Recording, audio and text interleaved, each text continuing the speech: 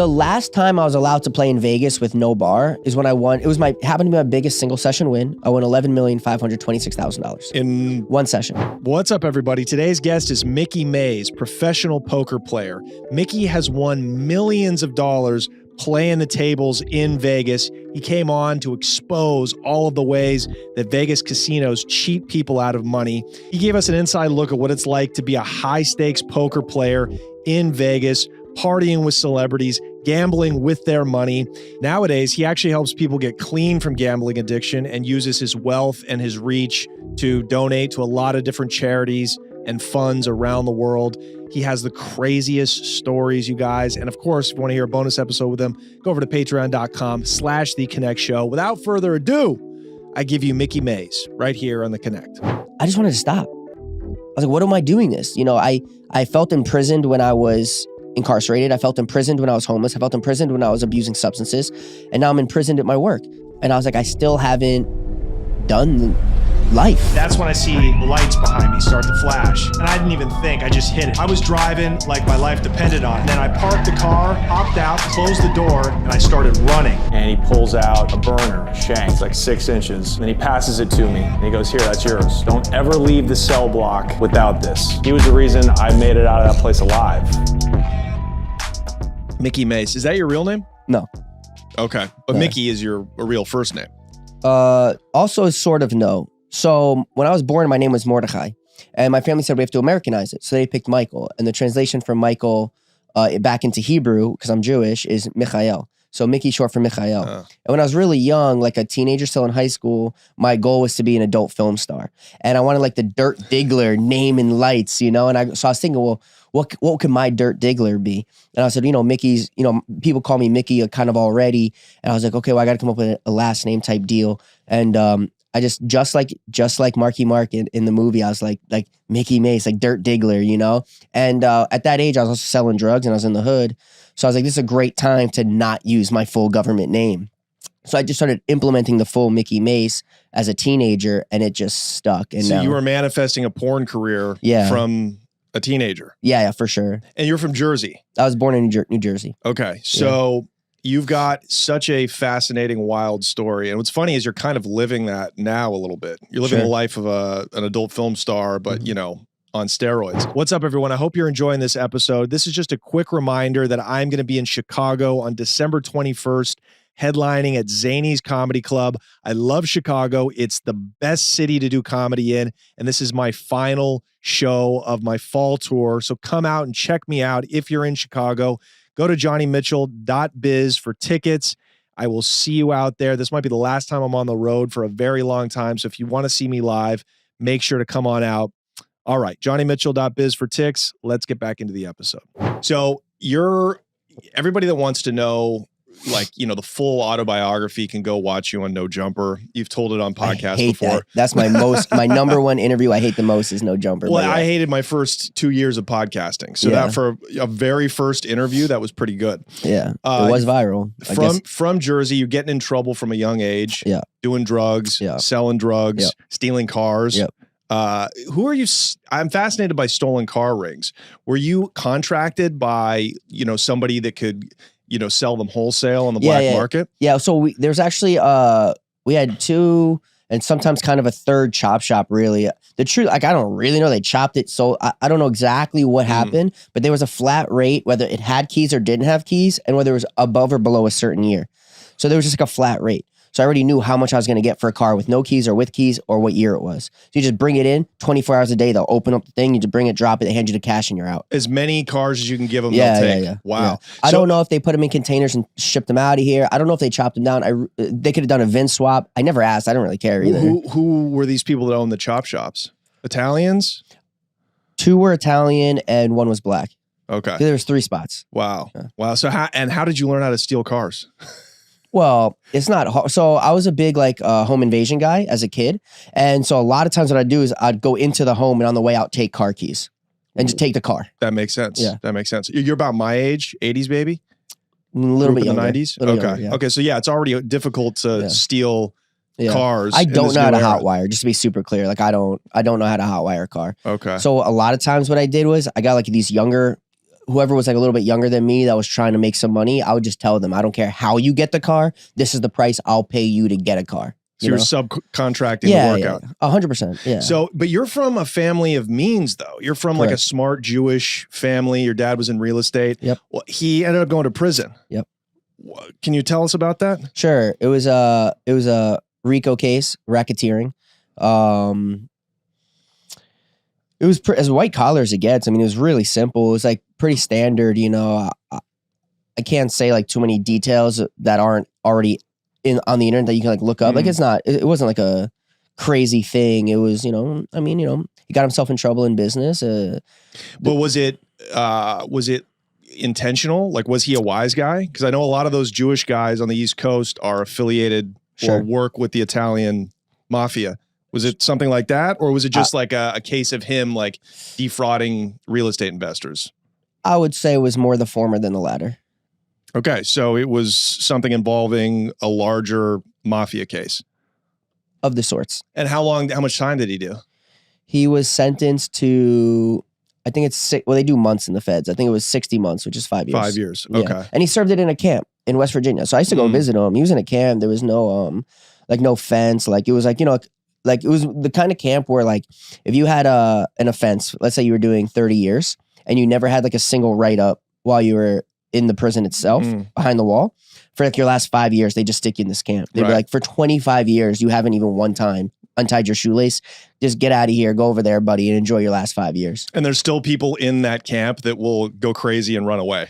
Like I saw when I was locked up, I saw dudes coming off of 20-year stretches that would go to those minimums. Yeah. And like they'd find out their girl was like sleeping around after 20 years and they would run off and then they give themselves another 5 years. Which is so stupid. So stupid. And then they go behind the wall again anyway. Yeah. So, okay, clearly that affected you. Clearly, you know, you're acting out because, you know, this probably did something to you, you know, caused you to grow up fast, I would assume. At the time, I didn't think it had an effect on me. And I was a bad kid before before the first indictment came. At the time, when I was young, I did not think it had an effect. When I got older, I just started to question. I go, did that have an effect? And as I started diving into that question internally, thinking like, how did it affect me? Did it affect me? To what extent? Was that my excuse or my reason to act out, or that I felt that was such a big deal and it was all over the media? I mean, he was in the newspaper every day, on TV, in the news. This is a big case. And I was like, oh, maybe I didn't feel like I was getting enough attention at home from my parents because all the focus was on him. Right. And I felt alone, right? So was I acting out to get attention? And the deeper I got into this, I really just said, it actually doesn't matter. I did what I did and he did what he did, and it came out, however it came out, it just did. And now all these years later, I just am where I am. So I don't actually know how much it affected me. I never. Has your dad gone back to prison since then, or he's out? Bro, he couldn't be any more square. Right. I swear to God, he's so square that it's actually frustrating. It's actually frustrating. And he's in real estate? Yeah. What kind of real estate?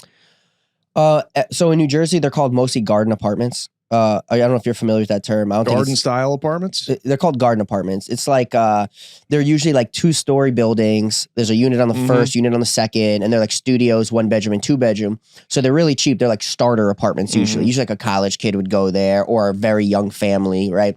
Because they're very affordable, but they're still very nice. So it'd be like the perfect entry apartment. So we buy as many of those complexes as we can. Got it. So you have enterprising in your family. You're a money family. Yeah. You're now a 12-year-old kid. You're on drugs. You end up homeless in New York City, uptown, Washington Heights. Right. It's grimy up there still. Yeah. And you're on the east side by the river, I believe, or the west side, whatever the grimy side of Washington Heights is. It was Highbridge Park. That's right. That's right. A lot of homeless people around there, drug addicts. Yeah. You're a heroin addict at this point. Okay. Are you, yes or no?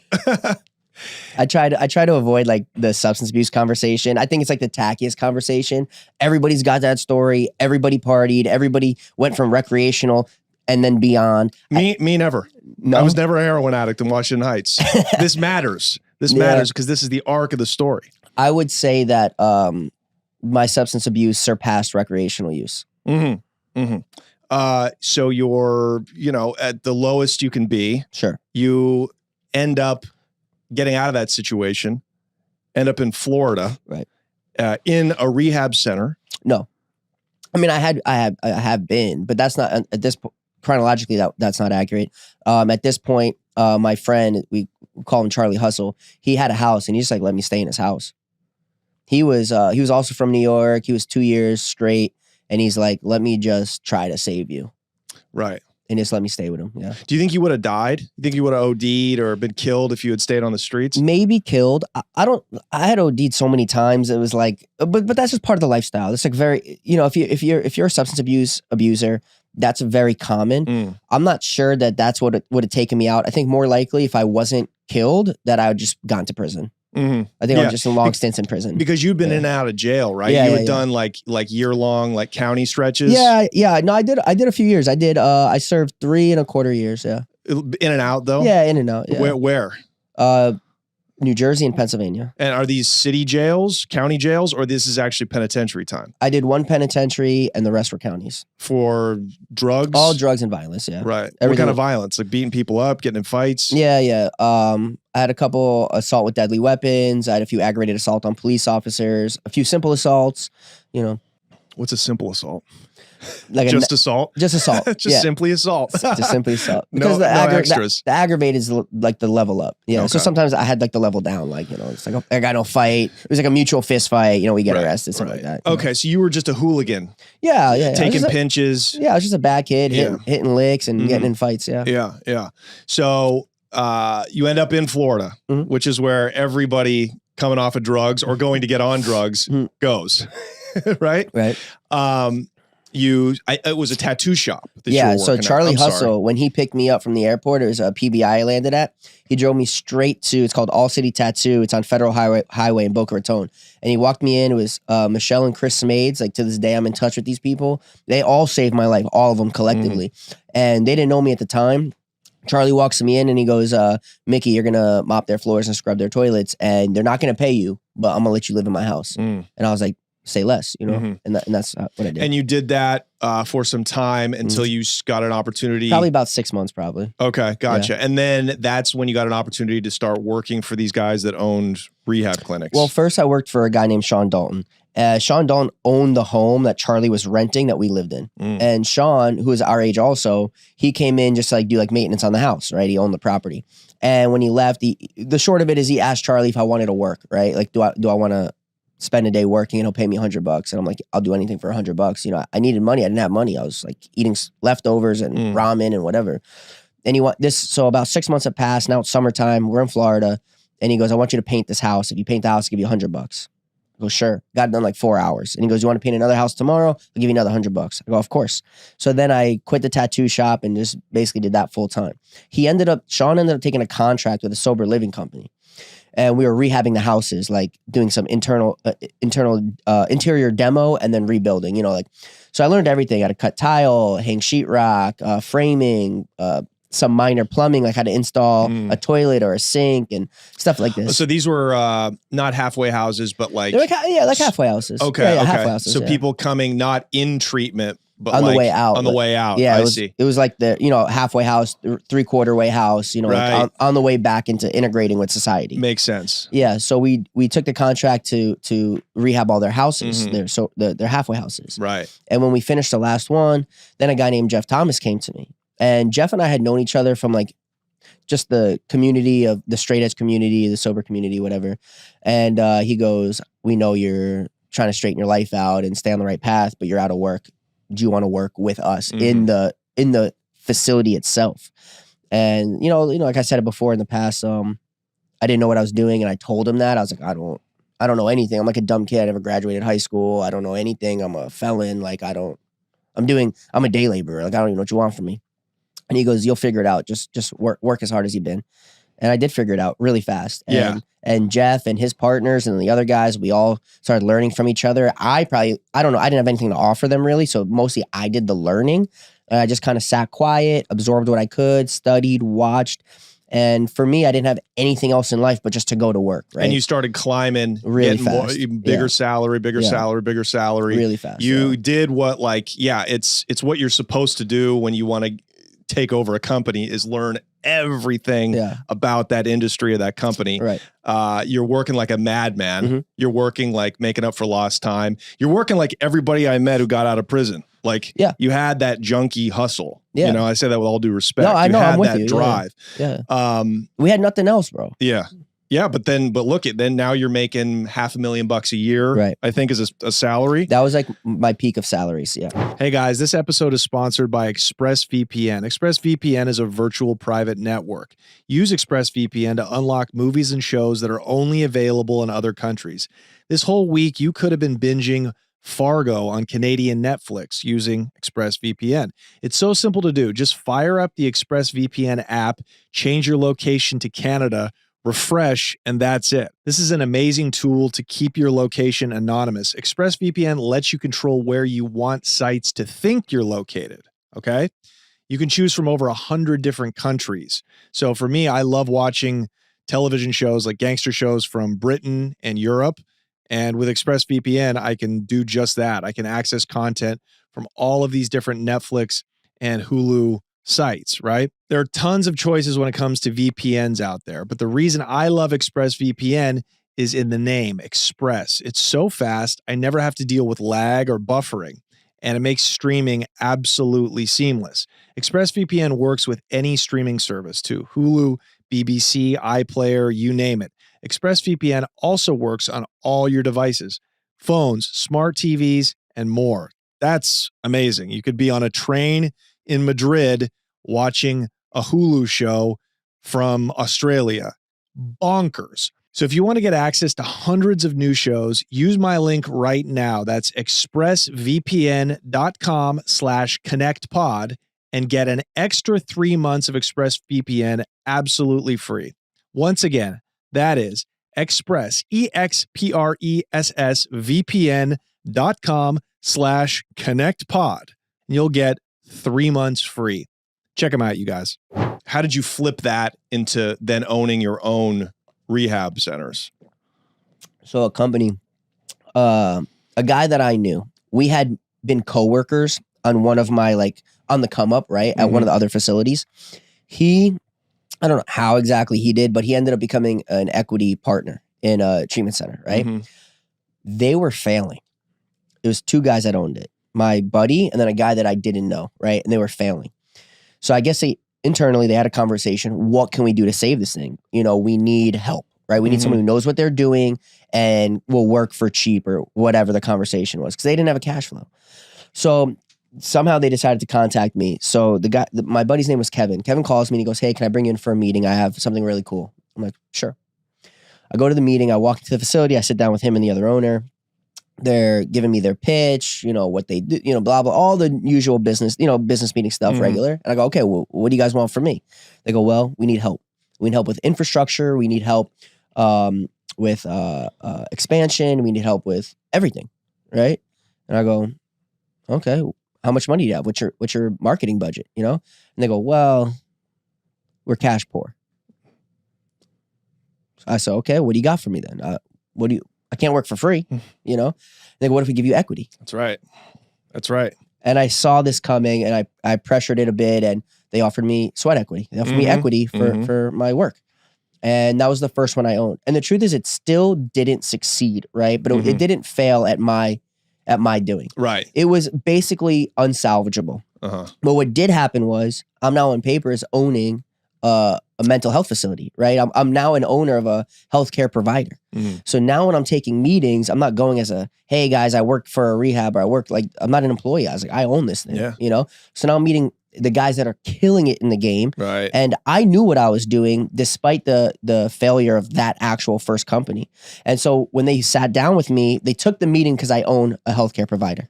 When they talked to me, even though I look like this, they go, "This guy's on it. He understands." He goes, "He sees our problem. He says he has the ability to resolve it. He can relate to our clients, clearly." Yeah. So they would give me a shot. And then, you know, so so they would put up the money. You had the expertise and the hustle and the sweat equity. Yeah, it was almost always sweat equity. You. It was almost always sweat equity, almost always occasionally I put money in, occasionally I opened my own thing or paid for my own thing. But at some point like the ROIs are so high. The money coming in was so great that the money going out, I was like, I can spend that at a dinner and not even realize, right. you know? Tell us what kind of money there is. I mean, I imagine Florida, I mean, that is the gold mine for any kind of like predatory or not, any kind of rehab center, unregulated pharmacies, sure, you know, prescription drugs. I mean, it's the mecca of it. There was how much money is there in rehab centers? Well, endless, but not anymore. There was a time where there was so much common practice that is now against the rules, right? Even if it wasn't harmful. What had happened was there were a lot of bad players. There absolutely were a lot of bad players, right? Who would cut corners and abuse the system and hurt people. And they wanted people to stay on drugs so they can keep billing insurance and like really bad things. Of course. And kids were dying. And the thing is like, you didn't have to do that. You could have been a good guy saving lives. But I was a charity case, right? I only got like my life together because people gave me help, right? So for me, it was really easy, this concept of like, yeah, my life got saved because people helped me. I'm just going to help others and their lives will be saved. And then it'll like this, right? What kind of fraud? Can you give us an example of like what a fraudulent case looks like in one of those rehab centers? Sure. So, and there's so many, there's a story about a guy named Kenny Chapman. He's doing 27 and a half years in the feds, right? They did an episode of American Greed on him. So Kenny, although he was found guilty of a lot of things, not just civil, but some serious criminal as well. But some of the things he did just on the civil side, like the fraud side, right, was overbilling. So if a patient, let's say, was there and they were taking a urine, like a drug test 3 times a week or whatever it was, he would bill for the maximum amount of testing they're doing, lab work, right? Even if it wasn't a necessity and even if a doctor didn't sign a DO on it, a doctor's order.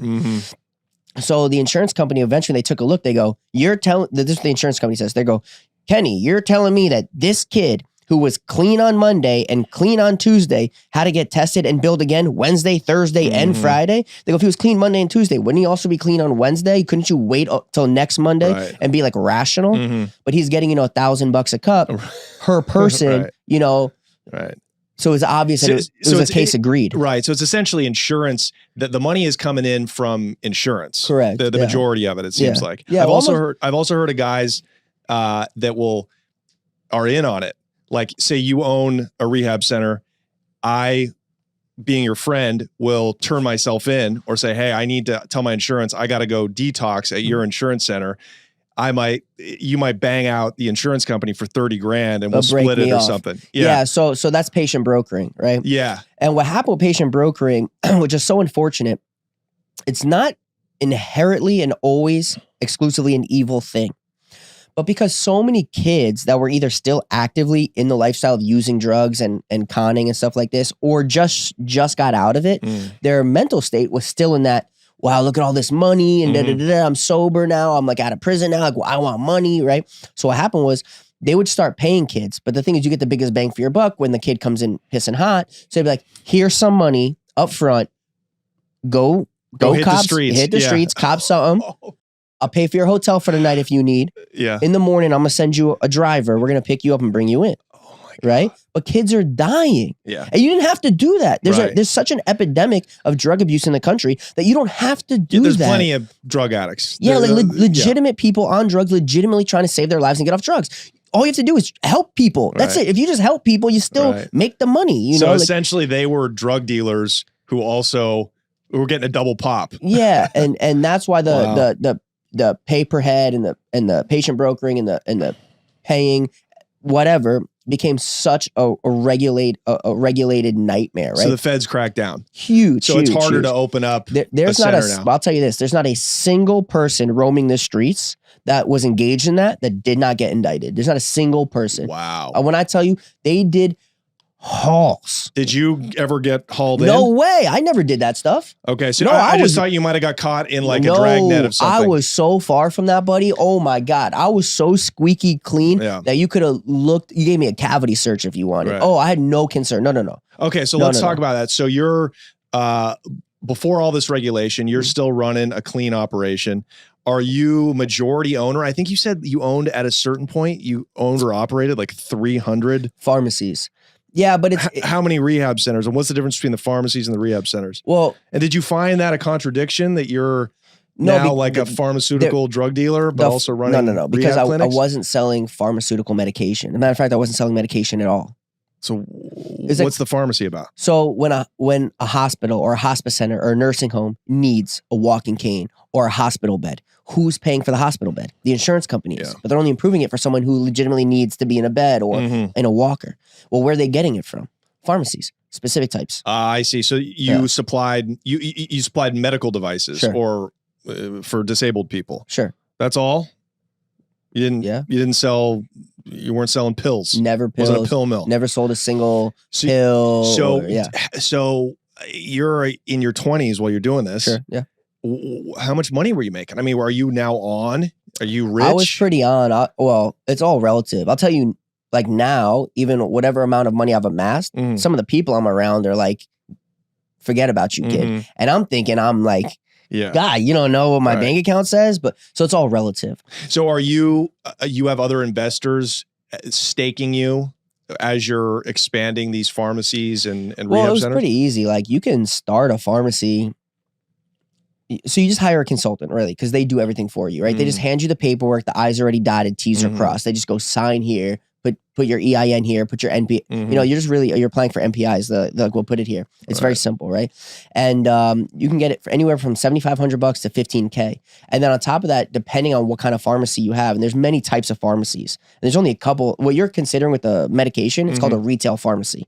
Retail pharmacies are inevitably never going to be profitable based on the selling of pills. To a month or a pharmacy like CVS or Rite Aid or even a mom and pop, a successful month specifically in the medication department is them breaking even. They make all their money on the rebates from the manufacturers. Wow. That's where the money's being made. Interesting. Yeah. So those pharmacies, you need a very large customer base, right? Because it's all about quantity, and with the quantity comes the rebates. So different types of pharmacies, like dropship pharmacies, you only have to have a 100 square foot office, right?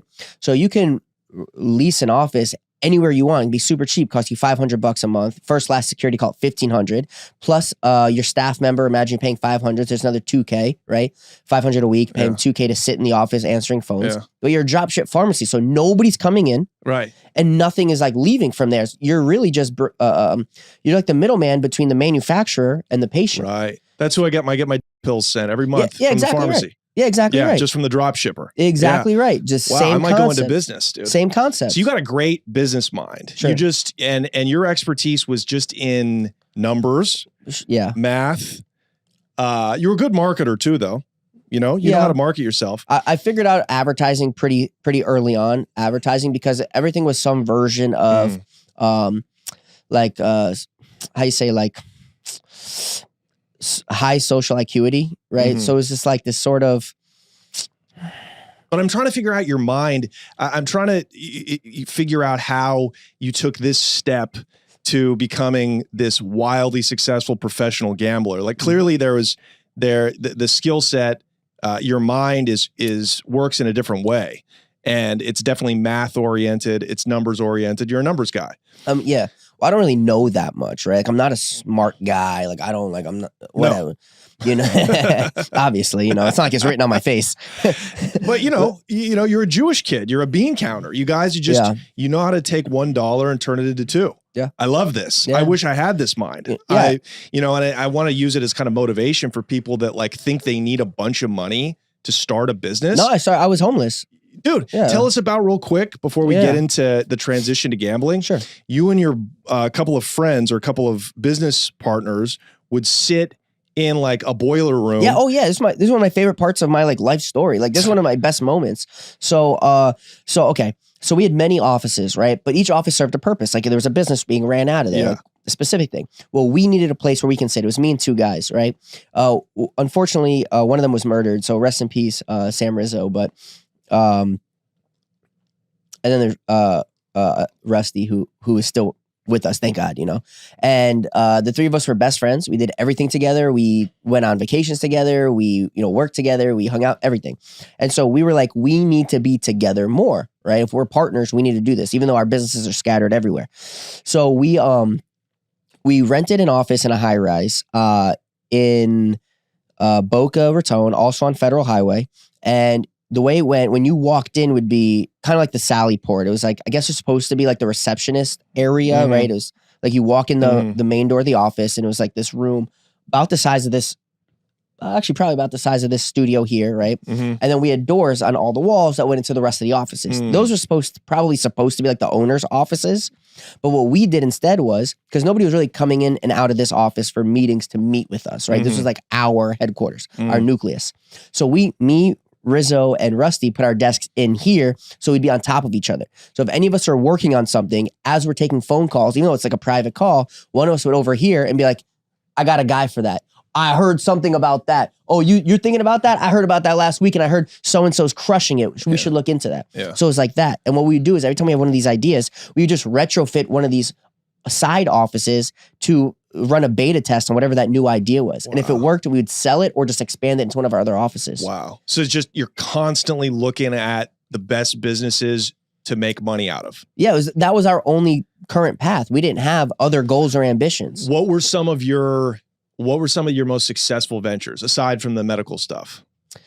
A lot of it was in the healthcare because I started by working in healthcare. That's like, I went from homeless to day laborer to healthcare, right? So that was our backbone. And we understood that all the failures we were going to inevitably have, and we had so many, were always going to be funded by our bread and butter, which was the healthcare. Your core business. Our core business. So what were some ancillary businesses that you remember, just a few of them that did well? That did well?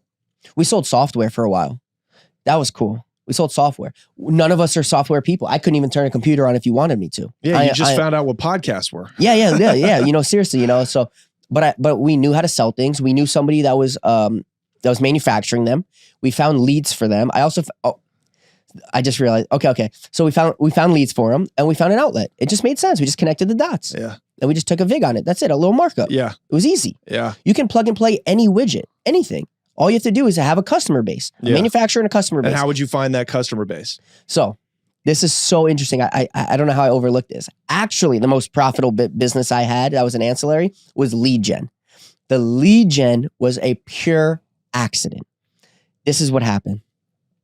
I had a friend who had very large sales offices all over the world, right? And he was like a really close friend. You know, we used to like double date, we'd go on trips, whatever. And we're talking one day and he goes, yeah, I'm going to shut down one of my big offices. I go, what happened? And he goes, well, blah, blah, blah, not relevant. What was relevant, he said, we just bought all these leads, man. I go, oh, what kind of leads? Just having my friend, just conversation. And he goes, we just bought the National Consumer Database. And I go, wow. I go, are they vetted? Are they qualified? Are they targeted? And he goes, no. I just have every single American's phone number, name, and address. Jesus Christ. And I go, what are you going to do with it? And he goes, you got any ideas? And I go, let me think about it. So this is what I did. I went to a lot of everybody that we knew, because our whole life was only about work, right? We didn't have like non-work related friends. We just called all our friends and I go, what's your hot product right now? What are you selling? And I remember one guy said to me, I'm selling, what'd he say? I forget what he said. I forget. It doesn't even matter, right? He said a particular product. He goes, that's hot for me right now. I'm on it, right? I go, great. Can I give you some free leads and you tell me how they are? And he goes, yeah, of course I'll take free leads. Because in sales, leads is everything, right? And these guys are just literally dialing for dollars, like direct sales. Yeah. Wow. Yeah. So he goes, yeah, I'll take free leads and I'll tell you how they go. Or I'll just give them to some guys and we'll figure it out. I said, great. What I'm going to do is, though, I'm not going to hand you the leads. I'm just going to route my dialing system to your call center. And he goes, okay. So he's like, I tell him, there's like an IP, there's a way to connect how many computers you want, whatever. There's like a system to it, whatever. I said, tell me how many computers you want, and I'm going to route their dialers.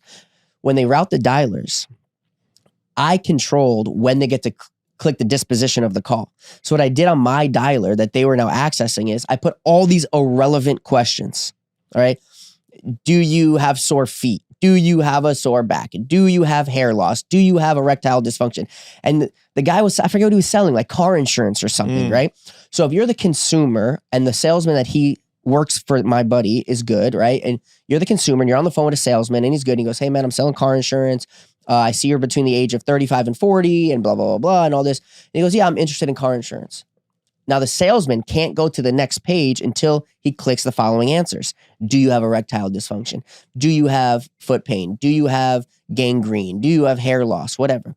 The consumer doesn't know what's happening. They're like, this is a stupid question, but car insurance, bureaucracy, whatever. Yeah. What they're really doing is I had that salesman qualifying my leads.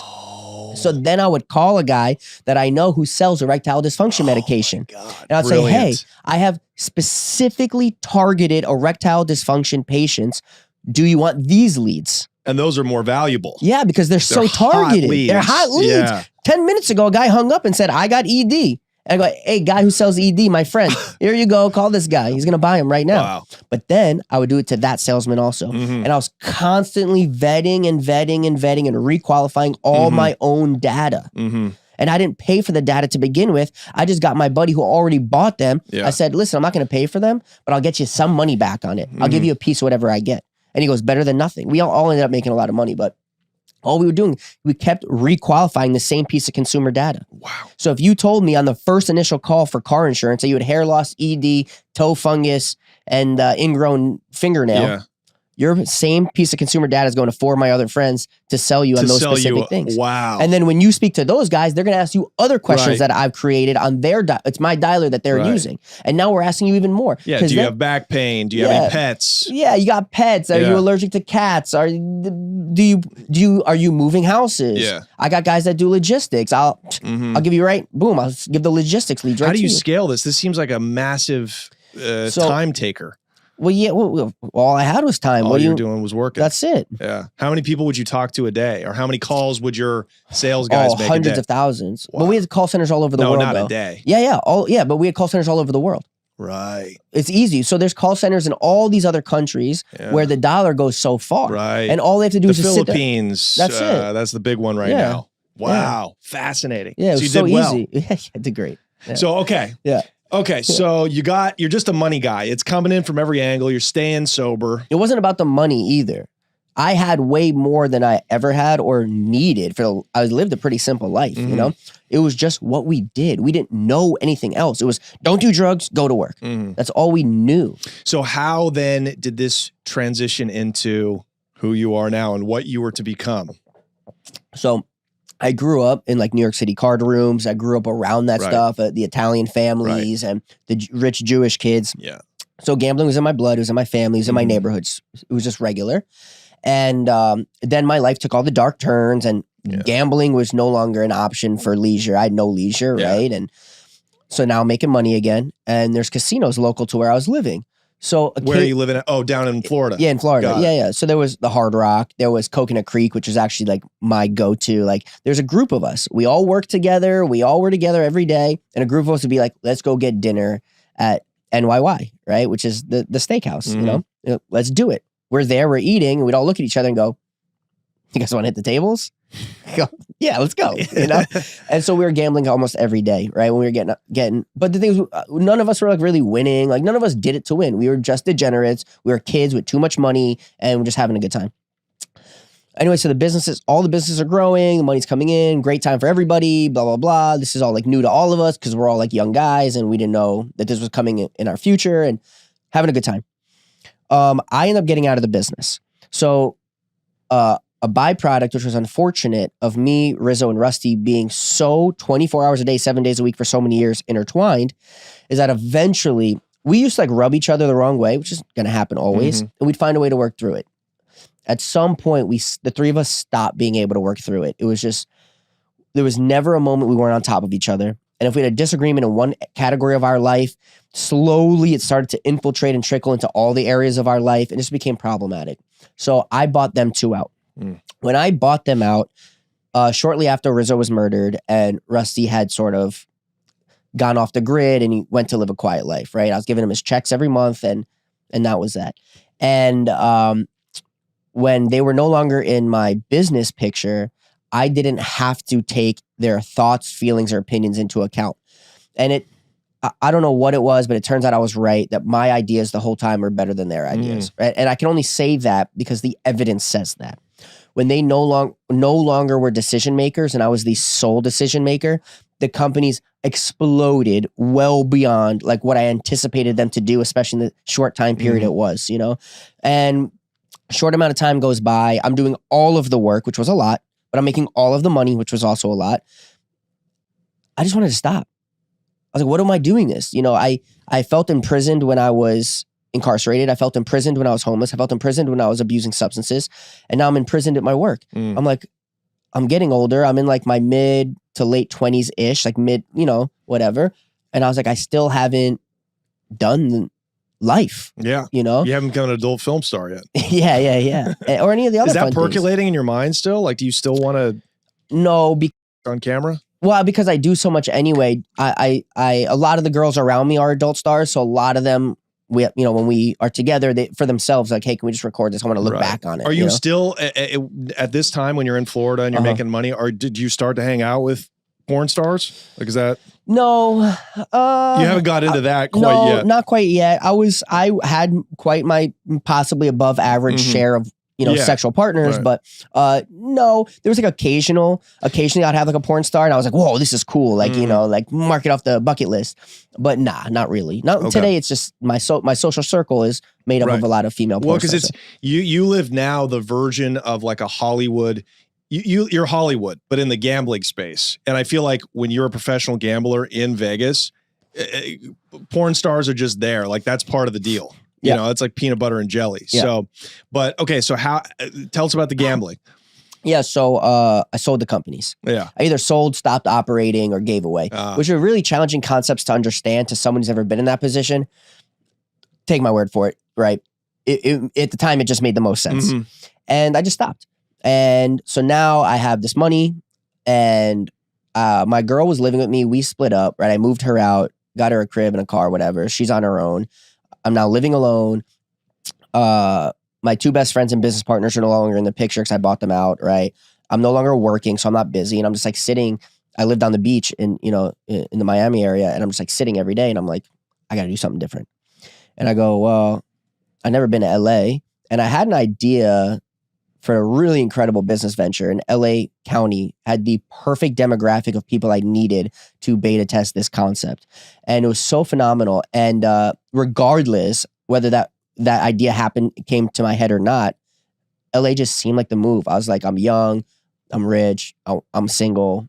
Let me go like be like a retired bachelor or whatever and just party and check it out. So I come out to LA, and one of the most important employees I had for my businesses was based here in LA. And he's a degenerate gambler. And again, I've always been a degenerate gambler. So him being my basically my only friend in LA when I first arrived, we didn't know what else to do with ourselves but go gamble. Then COVID comes. And when COVID comes, LA shut down. LA was one of the cities that they tried to arrest you if you weren't an essential worker and you're in the street.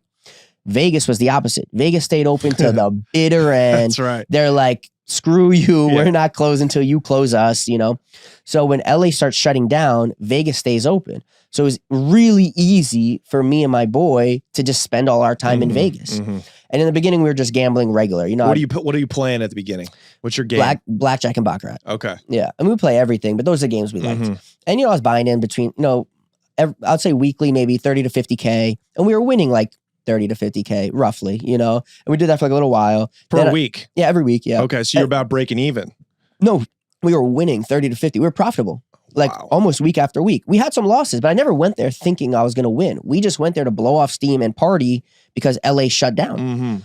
So we just happened to be winning. So for us, we were just thinking like, we're having a great time partying. We're meeting tons of women, meeting more guys, guys also like friends, right? And we're making some money. Like, this is a sweet gig. So a little bit of time passes. Most weeks were a winner, but probably a decent bit was luck, and we just didn't care. We weren't to make 50 grand a week profit in Vegas. What do you need to be putting down?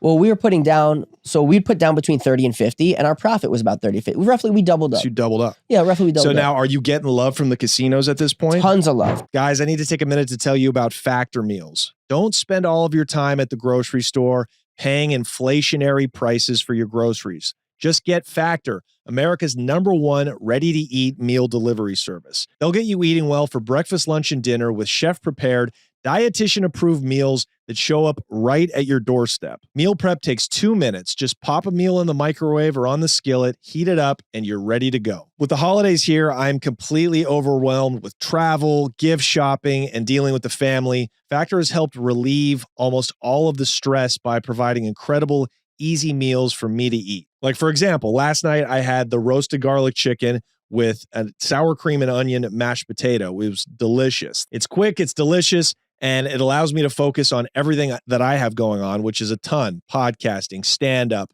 the girlfriend, the family. I hate going to the grocery store. It's better to order your meals on Factor. And they have as many options as the grocery store, okay? Choose from over 35 meals every week. This definitely beats those 3-day-old leftovers you have in your fridge. Head to factormeals.com/connect50 and use code CONNECT50, that's CONNECT50, to get 50% off. Once again, that's CONNECT50 at factormeals.com/connect50 to get 50% off. This is unbeatable, you guys. I cannot recommend Factor Meals enough. Happy holidays. Let's get back to it. If you're spending 50 grand a week in Vegas, between how many casinos is that? What was your preferred casino at the time? And what do they start to do for you in terms of like flying you out on private jets? Yeah. Does that all come in at this point? Halfway. I'm not going to say what my preferred casino is because I don't want to promote them. I don't think anybody should gamble. I discourage gambling. Okay. Right. So I don't want anyone to think it's promotion.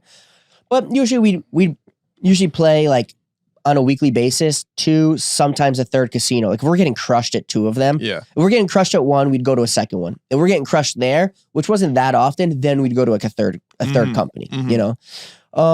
They would give me a lot of things, but I also didn't know what I was allowed. Like I didn't know what I was eligible to get. So I didn't know to ask for it. You know, I was just getting what they were giving, but they were only giving a little bit more than the other company gave to get my business. You know? So what are they giving you at this point? Just suites? They're like limos, right? So unlimited limousine rides. They would reimburse me for flights. So I'd fly like JSX or like, you know, first class or whatever. And they just like give me the cash when I arrived. They gave me free entry and auto qualified me to every quarterfinals of every tournament on the strip. You know, so you could win, you know, 1, 2, I don't think there was many that were bigger than $2 million wins. I think the tournaments were roughly like $1 million and $2 million to the winner. And I was getting not just free entry, but I was auto qualifying into the quarter round. So I only had to win 2 rounds and I got $1 or $2 million. Wow. They did pay in promo chips, but nonetheless, it's convertible. Right. You make money. And so you were playing tournaments at this point too? Yeah. Okay. So you're starting to get good. Yeah. What were some of your first tournaments? What were some of those big wins in those tournaments at the beginning? Like $1 million and $2 million, but it's promo chips. So you can't just take the chips, go to the cage and say, give me $1 million. You have to play those chips. And there's 2 types of promo chips. There's one that when you place the bet, they are taking that chip away from you. And if you lose, you get nothing. But if you win, you get back the equivalent of that chip in convertible chips. I see. Yeah, so you have to win them. You have to win. You have to win no matter what promo chip you get. You have to win to make it convertible to cash. So if you win $2 million with the promo chips, you'll get $250,000 in cash. That's what it'll probably be. Okay. Yeah. Not bad though. Yeah. Not bad. And how fast could you convert that? Fast. So there used to be a trick we used to be able to do. You can't do it anymore, but we used to be able to do this. When you get paid promo chips, you go to a baccarat table. You bet max bet on bank and the equal max bet on player. You're always going to lose one, but you're always going to win the other, unless it's a tie. So if you got $2 million in promo chips, you're walking away with $1 million in cash minus commissions and minus ties.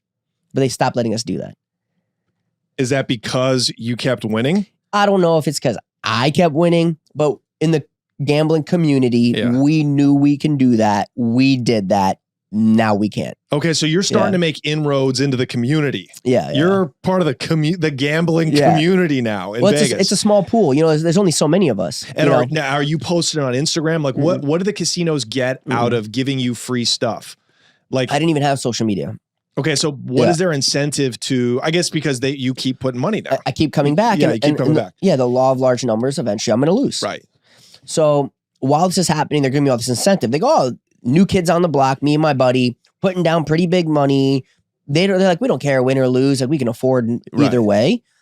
But it's going to get bigger. Give him more, because then he's going to give us more. Now, okay, how long does this take? 6 months? 3 months? About a year. Okay. Are you still at this point just having fun with your buddies? Absolutely. Or are you thinking consciously, hey, no, come on, bro. You're too smart for that. You're not thinking, hey, if we go do this at the Baccarat table, we'll be able to get this much out of it? We wanted to make money. We loved making money. We weren't going to Vegas to make money. We were hoping to make money. How much did you spend in the first year, and how much did you make? Well, I mean, it's, I don't know, simple math. 30 to 50K spend a week, but 30 to 50K profit a week, roughly. Okay, so that's 25 million bucks. No, we did less than that. Right? Is that the actual math? 50K times 50 weeks. 50K a week times 50 weeks. No, we had some losing weeks. 2.5 million. Sorry. Yeah. We had losing weeks. You can see anyway. I don't gamble much. Realistically, this is a guess. I'm making this up right now. Probably we made like $1 million that year total. Yeah. Probably. Right. Probably. Okay. But I'm making that up. Like I don't really know. We had losing weeks. Like again, we weren't going there. Okay. Thinking we're gonna win. We were going there just hoping to win. Right. Have a good time. Right. But then I'm gonna estimate it around the 1 year mark. We said to ourselves, this is going pretty well. What happens if we put an extra 0 behind our buy-in? And we're like, let's try it. So we did try it. So now we're buying in 100, 200, 300,000, occasionally $500,000. But our cash outs also had another 0 because we're still winning. We're still doubling the money. It's just unit sizing. So we still won at the same ratio. So now I'm winning 100, 200, 300, sometimes 500,000 in a week.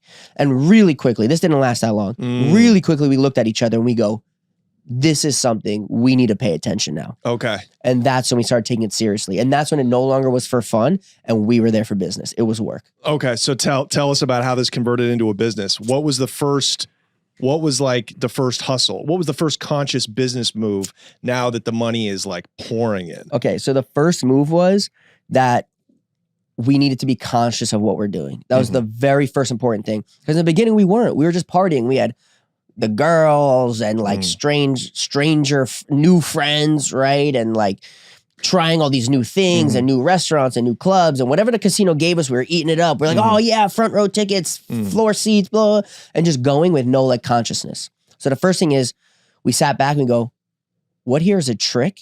What here is a tool? We're like, okay, all of that's a trick. But this little piece here, that's a tool. So we're going to stop doing that, but we're going to build more on this. And then I told the casino, I go, hey, instead of giving me all this, can I just get more of this? Which was? Whatever it was. To be honest, I don't remember like the specific thing. It was like a collective, like small things. Like, but what was the first trick though? What do you mean the first trick? Well, the first tool, excuse me. The first tool? Yeah. Like what was like your target? Oh, betting limits. Betting limits was the first tool. Okay, so you can negotiate betting limits depending on your deposit money, front money, or credit line. That was the answer you were looking for. Betting limits. Okay. I have one of the highest limits in Vegas history. Well, I did. I was allowed to bet $300,000 a hand in Baccarat, $75,000 a hand in a blackjack shoe, and $50,000 a hand in a double deck shoe.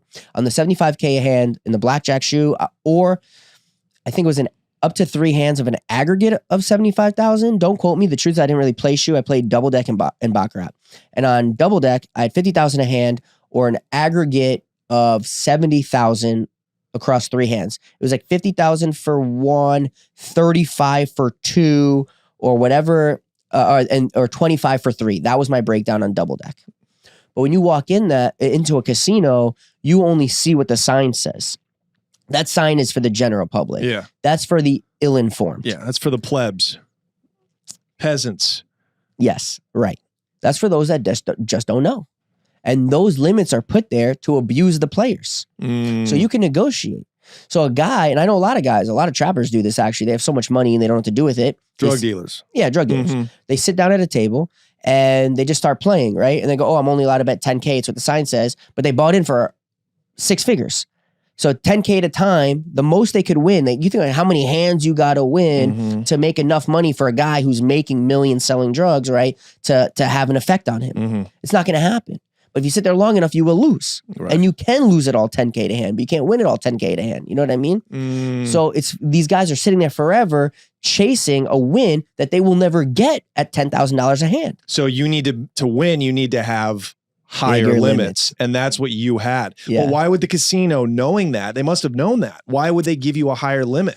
So it's pretty standard protocol, right? And the reason they allow it is they think that everyone's still going to lose eventually. So if this guy's so rich and he wants to bet bigger, that means he's going to lose more and faster. But what happened with me was the opposite effect. I won more, bigger, faster, more. How?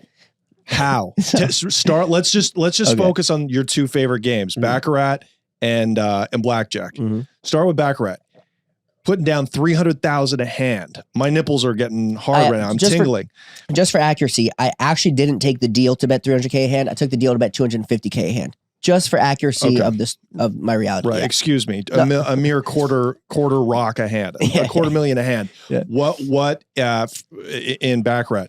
What was your tool? What was your advantage? Well, what did you do? I figured out how they cheated and I reverse engineered it.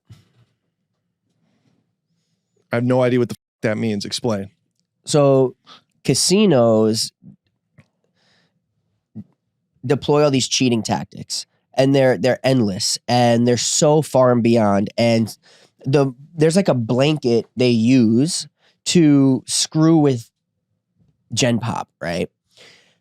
And most people fall victim to it.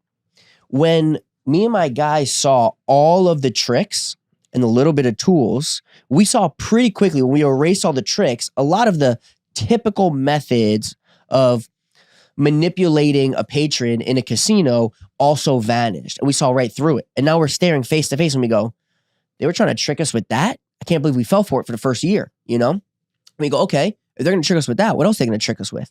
We started digging deeper and deeper. And as we got deeper into that on our own internally, and we also started getting deeper into the gambling community. There's a sharp community. You know what that means? Sharps. So gambling sharp is somebody who has an edge, right? They're guys that are backed off. Like there's a lot of sports sharps. There's 90%. Sharps? I thought they were called sharks. Is that sharps. The same thing? No. Kind of similar. Yeah, similar. It almost means the same thing. Hang on though. Give me an example of one way that a casino would cheat an average person playing Baccarat. I don't want to say. Why not? Well, I'm selling it for $50 million. You're selling this as like a proprietary thing. Yeah. Who are you selling it to? Whoever wants it. Interesting. So you're kind of putting that out there right now. So if there's any whales listening, contact you. Realistically, I think the casinos are going to try to pay me off to catch me if you can me. Wow. I think the casinos are going to pay me to tell them what it is exactly I figured out they did and how did I reverse engineer it. And they're going to try to prevent it from anyone else knowing.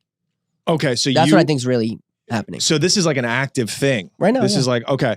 So you essentially would take one of these ways that you would identify these ways that they would cheat normal people, and then you would just cheat them. Yeah, it's like using the same method. Yeah, it's like this. I imagine me and you were playing poker together, and I knew you had an ace of spade in your sleeve, but you didn't know that I knew you had an ace of spade.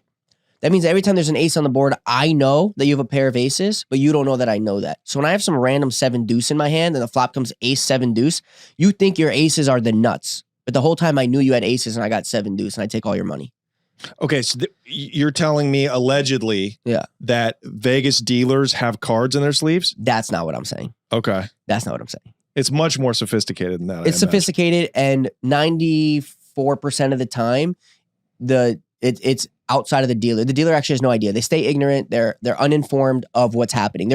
Usually what's happening is the dealers are being used as a tool to cheat on behalf of the casinos that they're unaware of. Okay. And for many reasons, it's important the dealer is unaware that they're being used as a tool to cheat the player. Of course. Yeah. Of course. It was like the assassination of JFK. He was just a patsy. Right.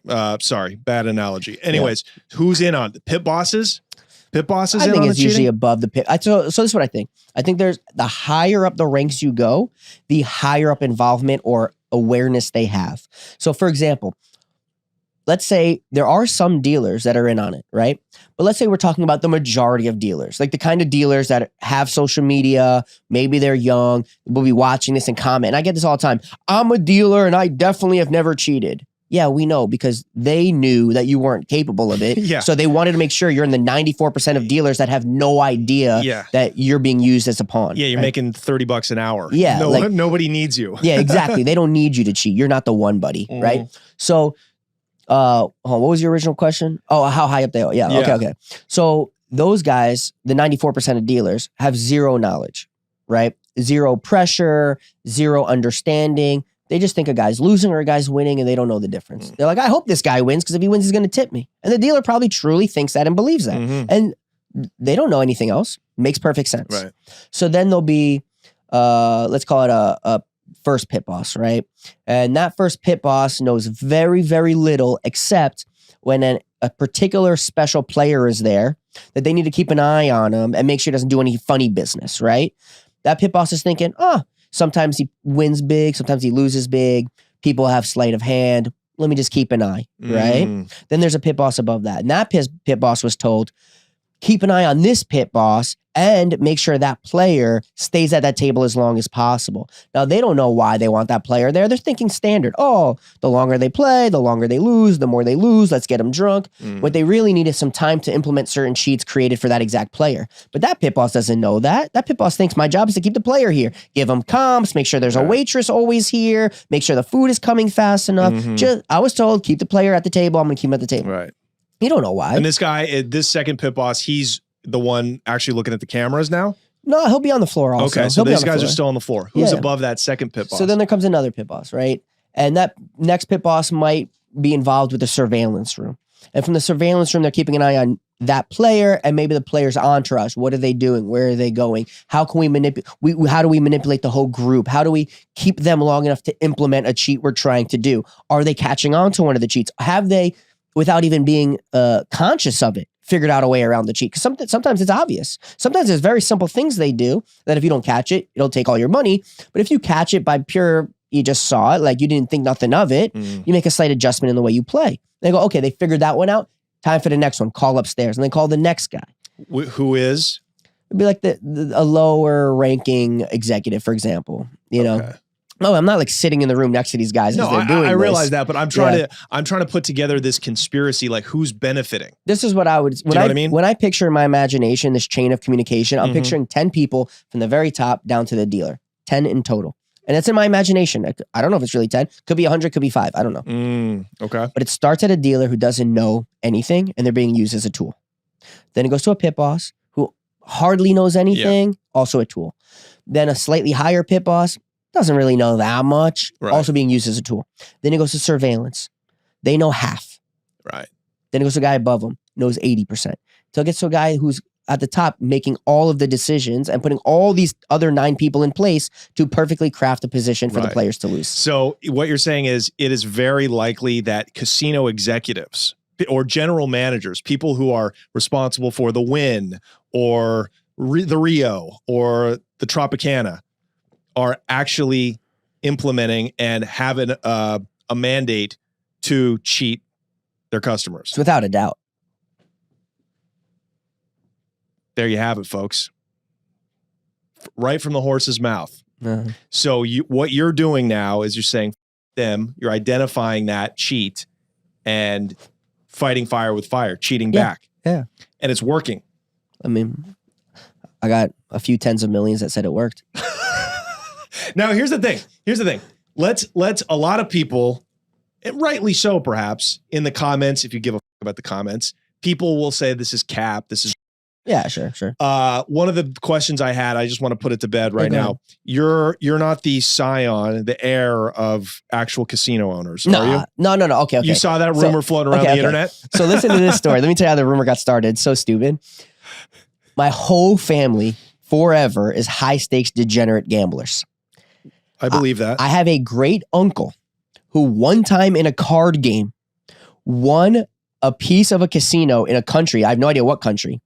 And within, I don't know the timeline. I'm going to make this up. The rumor in my family is a couple of months. He then, in another card game, lost ownership of that casino. It was not, like, my family doesn't own casinos. So like, your dad isn't Sheldon Adelson. Definitely not. Your dad's rest in peace. Rest in peace, Sheldon. Yeah. No, definitely not. Definitely not. So you're not the heir of, you're not the great grandson of Mr. Wynn. No, I'm just Steve Wynn. No. Steve Wynn. No. I'm just some guy. Okay. Yeah. So this is not cap. No.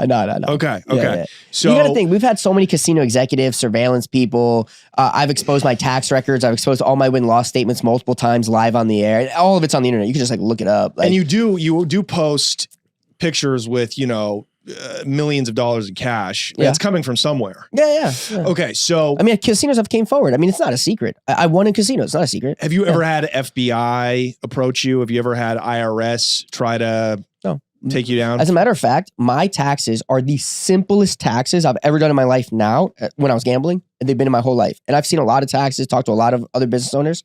My taxes are so simple as a professional gambler. The casino tells me how much I've won. That's what I owe tax on. Mm-hmm. It couldn't be simpler. How does that work? So were you putting your gambling money, your bank, in an LLC? No. Running it through that way? No, How you're actually not supposed to do company? that. You're not supposed to do that. It's not even a company. It's just my personal. It's your personal. Yeah, it's so simple. Yeah. Interesting. Yeah. What was your bank? So you and your business partner, are going in very disciplined now. What was your personal limit? Your bank? We buy in for $3 million at a time. That was our sweet number. $3 million. Gotcha. And we negotiated with the casinos for my $250,000 a hand and $50K double deck, a $3 million buy-in, which was fine because we like buying in for $3 million. And the reason, by the way, not that it matters, but the reason I didn't take the $300,000 a hand is because I'd have to buy in for $5 million. So for an exposure and a liability of an extra $2 million, I only got the possible upside of $50,000. So how'd I do that? I'd save $2 million and a loss of $50,000. Right. Makes way more sense.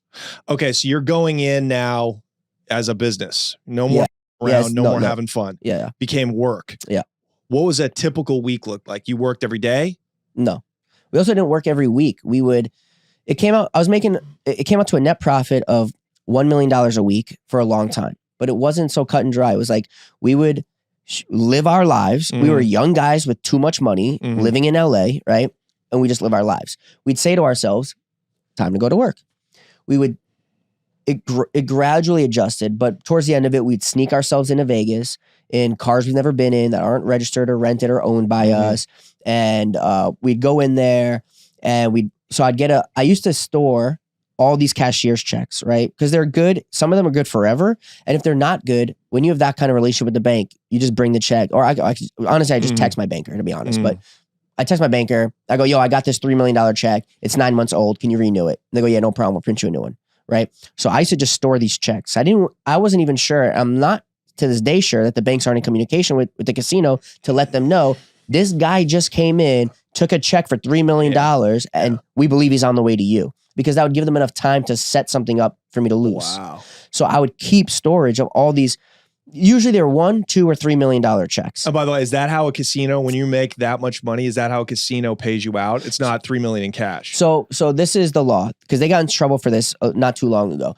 They were acting as stand-in banks, which the government didn't want. So what they do now is the law says, however you buy in, whatever form, cash, check, or wire, that's how they have to cash you out up to that amount. After that amount, you can make any request you want. So for me, I would come with a $3 million check. I would say, keep this on hold. What that means is do not deposit it, confirm the funds with the bank, and just keep it in the drawer on the desk, literally. All right. And they'll keep it like 72 hours or something. You can ask them to keep it as long as you want, basically. But they basically just customarily hold it. I think it's like up to 3 days. They call the bank, confirm it's legit, all that, and they put it in the drawer right there at the high limit cage. It's not even like locked up. It's just like there, right? When you gamble, let's say I came in with a $3 million check. When I cash out $6 million, the first $3 million, they take the chips and they hand me back the check. They go, here's your check. Right. Go to your bank and refund it. I don't care what you do with the check. We don't want it anymore. How do you want your other $3 million? My profit side. For me, I take cash. I've done the wire thing. Super weird, super sketchy. There's like no paper trail. Yeah. They're like, all right, you should have it next week. And I'm like, whoa. I'm like, what? Am I going to give me a document? They go, what do you want, a receipt? I'm like, yeah, something. Yes. Yeah. For $3 million? Yeah. So what happens with the wire is you just go to the cage and it's usually just some girl, right? Like who's never touched $3 million in her life type, whatever. It's a girl, works at like a cashier. She takes all the information, puts it in the computer and goes, okay, thank you. Goodbye. Right? You're like, whoa, easy, young lady. Yeah, You know, yeah, I yeah. need $3 million, you know? And I go, so what's happening now? And she goes, well, I put it in the computer. So it's going to go to the financial department. I forget whatever they're called. Whatever they're Accounting? called. Yeah, but there's even one before that, bro. It has to go to like 3 departments before it even makes it to the guy that actually hits the send wire So button. it's got to go through all of this bureaucracy. All of it. And you don't know where your Yeah. funds in that process are. So you're just praying the money shows up. And then if you take a check, they can also cancel a check and they have a little while to do this. So for me, give me the cash. Right. In case you have any discrepancies with how I won the money or you think I'm cheating or whatever it is, that's fine. You want to take me to court? No problem. Yeah. Pay me now. Right. We can fight it out in court later. By the way, I'm going to use the cash you gave me to pay for the court proceedings. And that's a Nevada law. They have to pay you out like you just said. They have to give you the money. Yeah. So they have to give how you, you want it. Well, only the profit. They have to give you what you bought in for in the same form you bought it. And clearly, you know, by now, these casinos are it's in their mandate to cheat. So they're not above screwing you over in like a wire. Yeah, exactly. So therefore, you take cash. The last time I was allowed to play in Vegas with no bar is when I won. It was happened to be my biggest single session win. I won $11,526,000 in one session. Playing how many games and which games? This is Baccarat? Exclusively Baccarat. How many hands is that? Well, I'm not sure. 250. What we did was we 250 divided by 11 million or whatever. Yeah, whatever it is. Plus commission. There's 5% commission on roughly 55% of the hands. Oh, interesting. Yeah. And that's also a rule? That's a rule, yeah. Okay. Well, you could also play commission free. I don't, but there is a commission free option. It actually costs you more money in the long run. It's just another version. Simply put, I play the version where on roughly 55% of my hands, I'm paying 5% back to the house. Okay, so you got 11 million. You take 11 million in cash? No. So this was the very last time they let me play with no bar. It's like free for all. And you won't say what casino this is that you wanted at? It was 2 casinos. Tell us. No, I'll tell you off the air. Give us the exclusive. Actually, you know what? I posted the checks before. Okay, so I won $8.5 million from MGM Grand, and the balance, which was like 2.64, something like that, was from Palazzo. Let's go. I assume you're not let in there anymore. Definitely not. Not even close. Yeah, I can't even go on the sidewalk. I forgot. If you look, I did post a photo of these checks. Wow. So in the checks, if you know what you're looking at, you can see one of them says the Sands, which is the Palazzo and Venetian, and the other says MGM Grand, which is MGM Grand. So if you look at the checks, I did post it. So you're like a hero of the degenerate gambler community. You like beat Vegas. Yeah. Okay, so I'm sorry to cut you off. No, go ahead. Yeah. 11 million. Tell us how you move that. And do you have bodyguards at this point? Yeah. Okay. There's so much to the story. Like we could do a whole pod, of course, just on the story. So I'll give you the short version. They had fought me tooth and nail like this whole way, right? So me and my guys are feeling really cornered. We're like, we don't think we're gonna metaphorically make it out alive, right? We weren't actually in fear of our lives. Plus, we faced death like when we were like living recklessly. Like we're not actually fearful of that, right? But metaphorically, we didn't know if we were going to make it out alive. We didn't know if we were going to win, make it out with our money. Like we didn't know if we had an escape plan here. So what we did was we threw a 7-day-long party. And it was one of the most outrageous parties that I or any of the people there had ever seen. We had 1,000 people in attendance at any given time, 24 hours a day for 7 days. Where at? In Vegas, in the MGM, in the mansions, in the villa. So I had the villa, it was 10,000 square feet. We had 2 indoor pools. It was the whole top floor of the mansions. So at the place that you took all that money from, you were also partying at. Yeah. So, but we did it on purpose. We wanted to serve as a distraction. So many celebrities were there. All the tabloids, all the media outlets. It was a spectacle. And this is just when I started social media. So if you like look back and you do a little digging, you'll uncover all of the like media that ended up coming from this party. So what happened was we had all these like famous people and non-famous people and whatever, just people, right? Doing crazy things, lighting fires, orgies, blah, blah, blah. Yeah. And what's happening is in my head, again, I don't know how many people there really are. In my head, they are assigning 10 executives to me at all times when they're alerted I'm on property. I believe there's 10 people upstairs watching me 24 hours a day. So I said, if there's 10 people, probably any one of them is smarter than me one-on-one, and now I have to deal with 10 of them. They'll outsmart me every time. What can I do to lighten the load? How do I fight against less of them? So we threw this party and we gave everybody the tools to make the biggest problems possible. So all they know is there's 1,000 people in Mikki's villa. There's a fire. We need to call the fire department. Who lit the fire? The guy who just won the world championship in UFC. What do we do now? So out of these 10 executives, 5 of them now have to deal with this celebrity who literally just came close to burning down a casino in my party. So now I'm only fighting half the amount of people I'm supposed to fight. Wow. And me and my guy would sneak out the back. We'd hit the tables before those 5 can even catch up. So you're working. Yeah, you're working this whole time. The whole time. Wow. Okay, I want to take a step back for a second. Yeah. How long into you basically started to take gambling seriously? Mm-hmm. How long before the casinos turned on you? In that second year, roughly at month 18. So the relevant part of my gambling career took place over 3 years. Yeah. The first year was where I told you we were buying in for 30 to 50 and doubling up, but we didn't care about winning. Yeah. It was nice that we were winning, but we didn't care. The second year is where we started to take it serious, where we added a 0 to everything. And the third year is we are, bar none, going to work and we'll do everything we can to take these casinos down. Roughly at the 18-month mark in the 3 years, which is halfway through our second year, where we're doing the 6 figures, entering 7 figures, that's where it starts to become a problem. Okay. Tell us about how you noticed them starting to f with you. Well, they started to do things like they took my jet away. And I'm like, what'd you take the jet away for? And they go, well, you're not bringing in enough money. And I go, what? I go, I'm the biggest bettor in the city for the last 6 months. And they go, well, it's not enough. I go, that's suspicious. So they would send a jet to LA to pick you up and fly you in? They gave me a jet to go anywhere, do anything. I used to take it to go check my mail. I used to go, one time I threw a party and I just took a party and I had a hat in LA at my crib that I wanted to wear to the party. I just took the jet to LA. When I landed, I told the pilot, I said, don't leave the plane. I'll be right back. My driver was on the tarmac in LA at Van Nuys, drove me straight to my crib. I ran inside, grabbed a hat. Driver took me back to the tarmac, got him, and went to the party. I just used it like it was I used PJs like it was an Uber. They took that away. And I go, that's weird. I'm the biggest depositor in the city for 6 months. Yeah. And there's so many jets these casinos own. Like, why would you take mine away? It's a weird thing to take away from me. Then they'd be like, I'd say, hey, I want to go to this villa. They go, can't give it to you. Who are you going to give it to? Somebody else. I go, well, there's nobody more valuable to you in pure numbers than me. Why would you give that premium villa to somebody else? Because I'm like, that's suspicious. So we started to see this.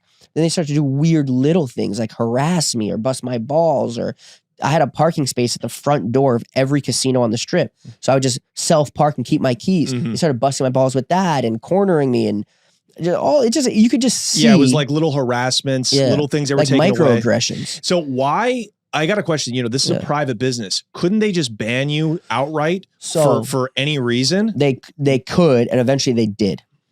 I believe that they were very torn. I think out of the 10 executives watching me, 5 said, he's cheating and a liability, get him out. And the other 5 said, we can't catch him cheating. We haven't figured out any unethical play he does.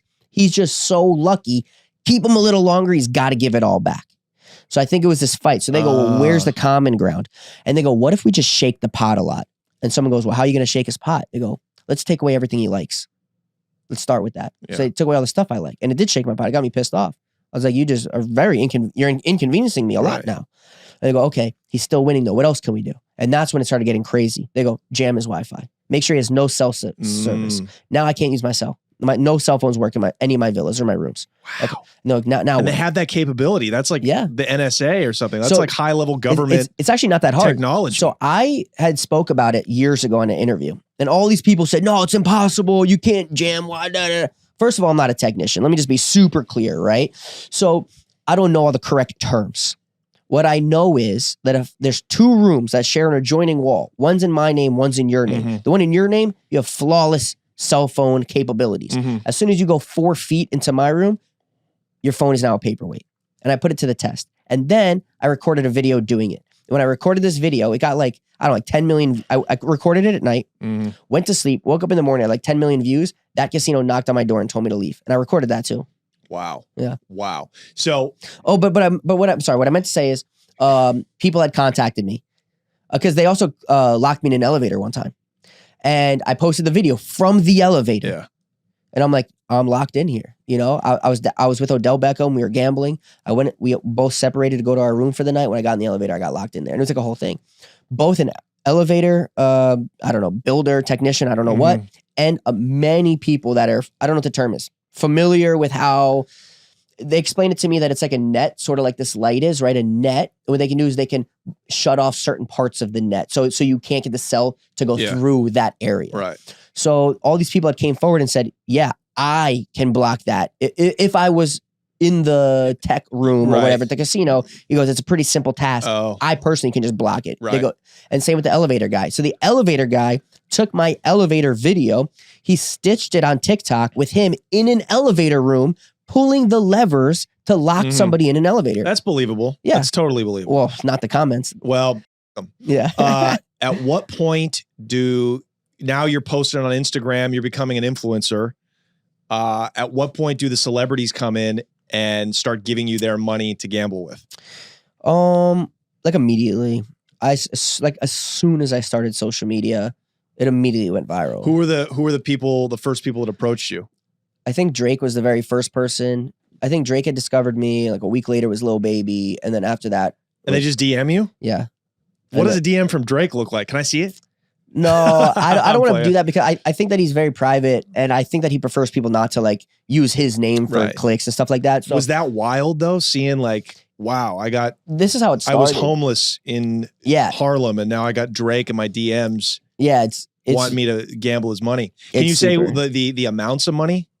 Can you say that? Like, I can't put a name to the amount, but some have given me 3 million. Some have gone as low as like 10K. Like, but in the beginning, I was just some guy, bro. I'm still some guy. You know what I mean? But back then I was some guy. I had like 10,000 followers on Instagram and no other social media. And when anybody who I liked or like listened to their music or watched them in movies would DM me, every time I was like, whoa, that's cool. I'd like show my buddy, I'm like, yo, look, you know? And I'd be like, hey, what's up, bro? Like, what can I help you with? You know, whatever I said. And then he'd be like, we should go gamble. For me, I was just so taken back that they even knew who I was. And then went all the way as to ask me to hang out. You know, like there's so many things that have to happen for that to be the result. Yeah. That I was so like just taken back that I was like, whatever you want to do, I'm just shocked that you want to hang out or like know who I am or whatever. You want to gamble? Sure, let's gamble, you know? Yeah. And so we started doing that. And pretty quickly, I became this like figure in that culture. Yeah. You know, that now, like, you know, I just came right now from Rod Wave and Tusi, you know what I mean? Like, nobody asked me to gamble. They're just my boys. Yeah. Just being around and being in the scene, they got to know me not as a gambler, but as a human being. Yeah. And they're like, bro, you're dope. They're like, we like the same things, you know? So people were essentially just flying into Vegas just to hang out and gamble with you. Yeah. So it wasn't like hey, I'm using this as like an investment, you know, triple my money. Would you have anybody that did that? Yeah, some people, but those are the people that don't understand gambling because I can lose and I do lose. Like I have losses, you know? And so the people that are like, let me just wire you this money, send it back when you triple it, you know, in 2 hours. Yeah. In the beginning, I was willing to engage because again, I was just so like surprised they knew who I was and I was so like almost starstruck, you know? That I was just like, yeah, no problem. And then I saw like they don't understand what's happening. So once sort of the star struckness like wore off and I was just like a regular friend with these guys, it became really easy for me to tell people no. Yeah. Every day, many, you know, very famous people are like, hey, can we do this? And I'm like, you know what? Nah. Yeah. You know, if you want to like meet me, like I'm going to this show. If you want to come to the show and hang out, we can chat. Yeah. And if we become friends, but like, nah, like I'm not a circus monkey.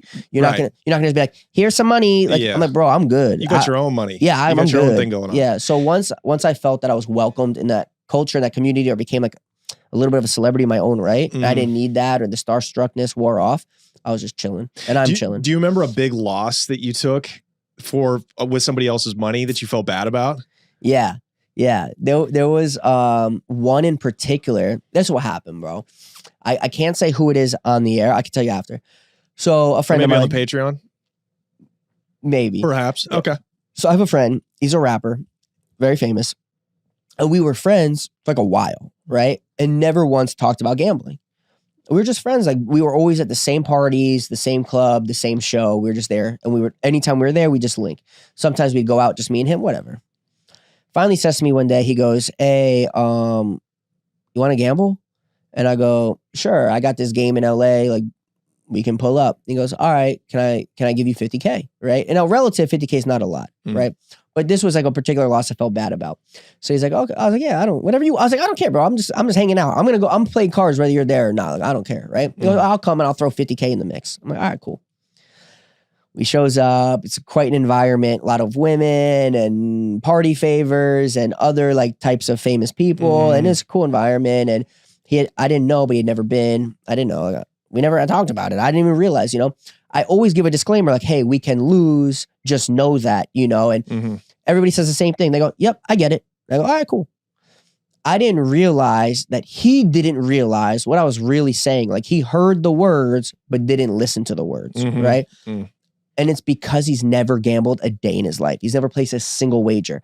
And I didn't know that. So I'm giving him the disclaimer just like as friends. I'm like, hey, bro, I'll do it. You want to bring 50? I don't care. You could bring none and just hang out. But he said, no, I want to make money. I go, okay, well, hold on. Hopefully we make money, but just know, like, we are gambling. There's a chance we lose. He goes, yeah, I'll go. I'm going to bring 50. We're going to make some money. We're going to party. And I'm thinking like, oh, he's just like hype, positive manifestation. Like, yeah, we're going to win. We're going to, all right, whatever, bro. Come on.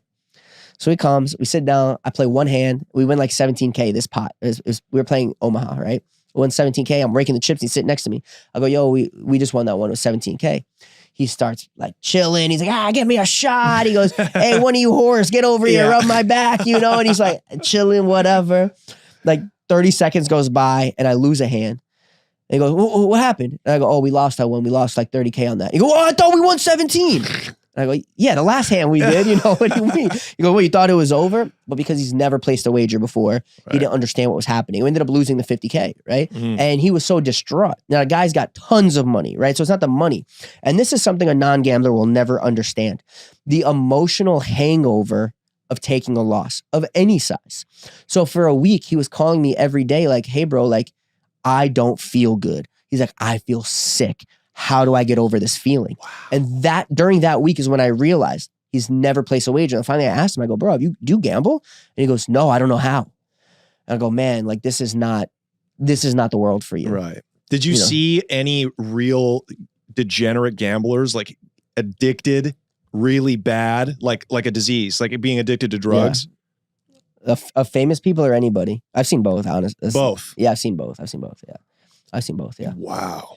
But honestly, did you have to cut people off? Did you have to tell celebrities like, hey, you're not in a good way. I don't want to do this for you? Because I don't need their money. I don't need like whatever we're about to win, maybe like that doesn't even affect my bottom line. So for me, it's more important like their well-being than anything. And I'm a friend before I am like a gambler, Yeah. And I discourage gambling. I have a foundation where, at no cost at all, anybody who struggles with gambling addiction, drug addiction, or mental health, they just have to reach out to my foundation. We find them treatment totally for free. So like I'm a big advocate for not gambling. Honestly, it ruins endless lives and saves only a couple, like hardly any. And enriches a bunch of people that are cheating you in Vegas. Scumbags, yeah. Okay, and tell us really quick about the games you had in LA. I think you still currently have them. Look, have is not the right word. We snitch on this podcast. Sorry. Play in is a better way to phrase it. Okay. Tell us about these games. Yeah. They're cool. There's all different ranges. Like private? They're private, all private location, no like +1, no cameras, all the girls sign an NDA and have to hand their phone into the locker before they walk in. The men are all high profile men. There's very little female players in this network. There are some. There are also high like ranking women as well. A lot of them are politicians or pretty famously known CEOs or founders or actors and singers and producers and people that prefer discretion and privacy and I don't disagree at all. Do you run them or do you just participate in them? I don't know anybody who runs them. Got it. Okay. Can you elaborate on that? I'll ask you again. Do you own them? Or do you just, if one were to own them, because clearly somebody owns them, right? Like in this world exists in the world of Mexican cartels in LA. Some guy, El Mago, who was connected with the Sinaloa cartel. He was just murdered outside of one. They're called casitas, and they're private parties where rich business owners, drug dealers, money launderers go to have whores, gamble, That's a drink and slightly party. different. That's a slightly different world. So the casinos is more like low level stuff, like street gangs, cartel, like that. Yeah. The ones that I'll use the term familiar with are a much different world. Very clean, upscale. There's no violence. There's no crime. There's no drug dealers. There's no Yeah. I just want to know: are they? I assume these are illegal. Who owns them in general? Well, I just want to know the It's structure. actually not illegal. So playing poker is not illegal. What's illegal is running an unlicensed casino. So there is a very clear line of when you're playing poker and when you're running an unlicensed casino. So as long as you're not running an unlicensed casino, there's no crime being committed. So these games that you attend or go to, they're licensed? No, but they're not a casino. Okay, so you can essentially it's guys playing poker. It's really just it could just be friends. Friends in a house playing poker is not illegal. That's not illegal. Gotcha. Okay, cool. Great. Let's get back to how it all kind of ends with you in Vegas. So they're with you, harassment, cutting off your Wi-Fi, trapping you in elevators. What year? How did you eventually get banned? It happened gradually over the last 18 months of that 3-year span. It started gradually. Some were just like, don't come back. Some that I walked in for the first time ever, when I walked in, they would greet me with security and say, your action's too strong, please leave. Wow. Some would do crazy things. Some would make false claims. I had one that told me I touched too many forks in the high limit buffet. There's like a lounge, like a buffet kind of, and like all the forks are like out, And I swear to God, I bring in cash, and this particular casino has 2 high limit rooms. There's one on the first floor, which is standard. Then they have like a super high limit room, very private. It's on the second floor, and it's got its own name. It's got its own entrance. It's a whole thing, and that's where I like to play in this particular building. It's quiet and there's nobody in there. It's very private. I like that. I don't like distractions. I don't like any of that. So I bring in cash, and where the cage is right next to this lounge where the players can there's just a food option, snacks, buffet style, whatever. And so I put my cash at the cage. I know it's going to take them a while to count it. I'm watching. I'm going to hop over to the lounge while you count. So I'm in the lounge and I'm eating, getting food. I just peek my head around the corner. I see they're still counting. No problem. I get greeted with like a group of security. They go, "Are you Mikki Mase?" I go, "Can I help you with something?" They go, "Are you him?" I go, "What's the problem?" They go, "You touched," they go, "You touched too many forks." I go, "What's the limit of forks I can touch?" And they go, "Just to be clear, are you Mikki Mase?" And I go, "Yeah, I am." The dude rips out this freaking index card like it's the biggest FBI bust of the century. And he's standing in a power stance, reading me my Miranda rights for the casino. Yeah. It's a trespassing, it's a thing they always read. And the guys, there's like 10 security guards there, and this guy in a power stance just barking off at this index card. And I'm like, "What's the problem, fellas?" Yeah. And the problem is you touched too many forks. We need to escort you to your car and follow you off property. Are you guys being serious? And they go, "Yeah, if you have a problem with it, call your host and you guys handle it on your own." And how much cash had you brought in? It was like $300K, which wasn't even a lot. I was just going I was early in the morning. That's I was light just work. Yeah, I was just going for some fun. So they banned me for touching too many forks in the lounge. So they don't give you an official, like you're 86 from here? They give me those. I never accept them. I don't think it works this way, but I'm assuming if I never accept it, then I can claim like negligence or even ignorance. Like, I don't have a piece of paper. I never touched a piece of paper, but they always try to give it to you. It's like one of those 3 pieces where it's like the pink, the yellow, and the white. The ink goes through all 3. They always try to rip one off and give you one, but I never take one. Are you in litigation with any of these places? No. Okay. Are there any places? I wasn't cheating. If I was cheating, your first offense for cheating in the state of Nevada is 5 years in state prison. Holy. First offense. Wow. I've never been indicted. I've never been in prison for cheating. I didn't cheat. Never cheated. So are there any places that you can still go to? There's 2 buildings in Las Vegas I'm allowed in. I think one of them doesn't really want me there. So like I try not to stir their feathers. I'll go there for like dinner or like a show. And there's another one that doesn't really care. And I think the reason they don't care is because for my own strategy, and I don't need to, I don't play that big. There's only one spot, so if something ever goes wrong there, I don't have like a backup plan. Like I don't have an insurance policy, like an insurance plan, you know? So I don't play that big there because I don't want to feel cornered. And also I don't have to, and it's really stressful. So knowing that it's my only spot, that every time a celebrity calls me and asks me to bring them to Vegas, this is the spot we go. So I think they reap the benefits of the biggest names in the world walking into their doors. It's good promotion for them. Yeah, but they only walk into that set of doors because I'm the one that brought them there, you know? So I think that, and this is not confirmed, like I don't know. And the casino doesn't pay me. I wish they did, but they didn't. They should. So how often are you out there, you know, since you can only go to one spot effectively? Well, I still have like a life in Vegas. Like I own a house there. I still have like a life there. So I go, yeah. What's the most interesting cat celebrity that you ever gambled with? I don't know. I played with a lot of people. Anybody that like would surprise us? Yeah, he's a mayor of a pretty big California city. Really? Yeah, I can't say who, but yeah. Like all the time. Like all the time. Wow. All the time.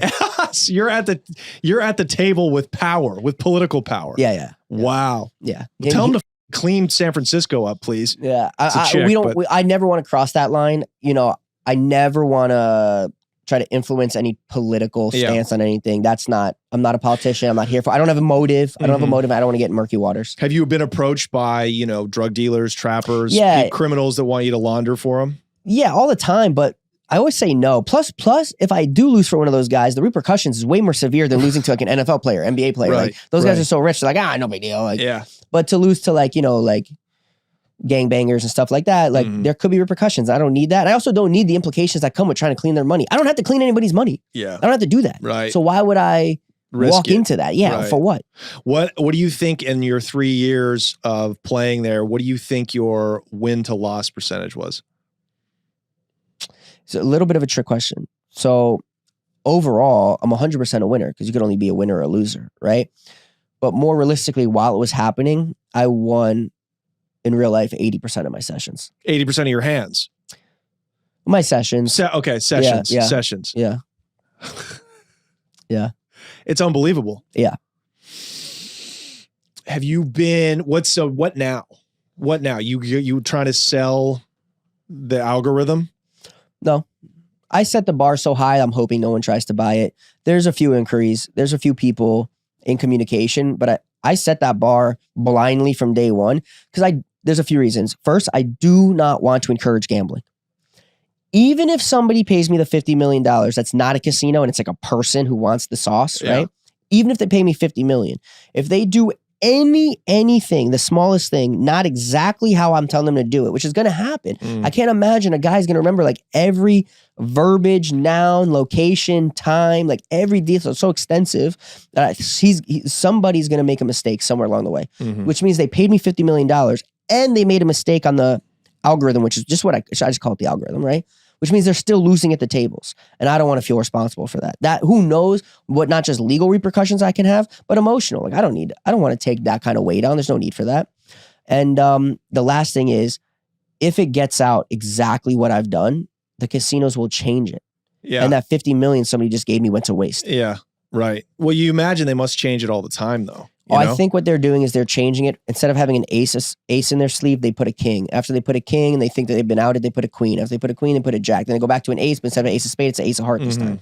So I think they're still, I know they are. They're still running the same racket with slight variations, but they're also solvable. Once you understand how to solve it, what the algorithm is, it's really easy to solve it no matter what cards. So maybe that's what you sell. Yeah. And you only sell it to the right person. Yeah. Somebody who can handle that kind of power. Yeah.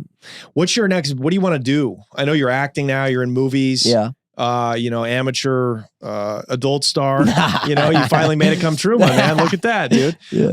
What do you see the next 10 years looking like?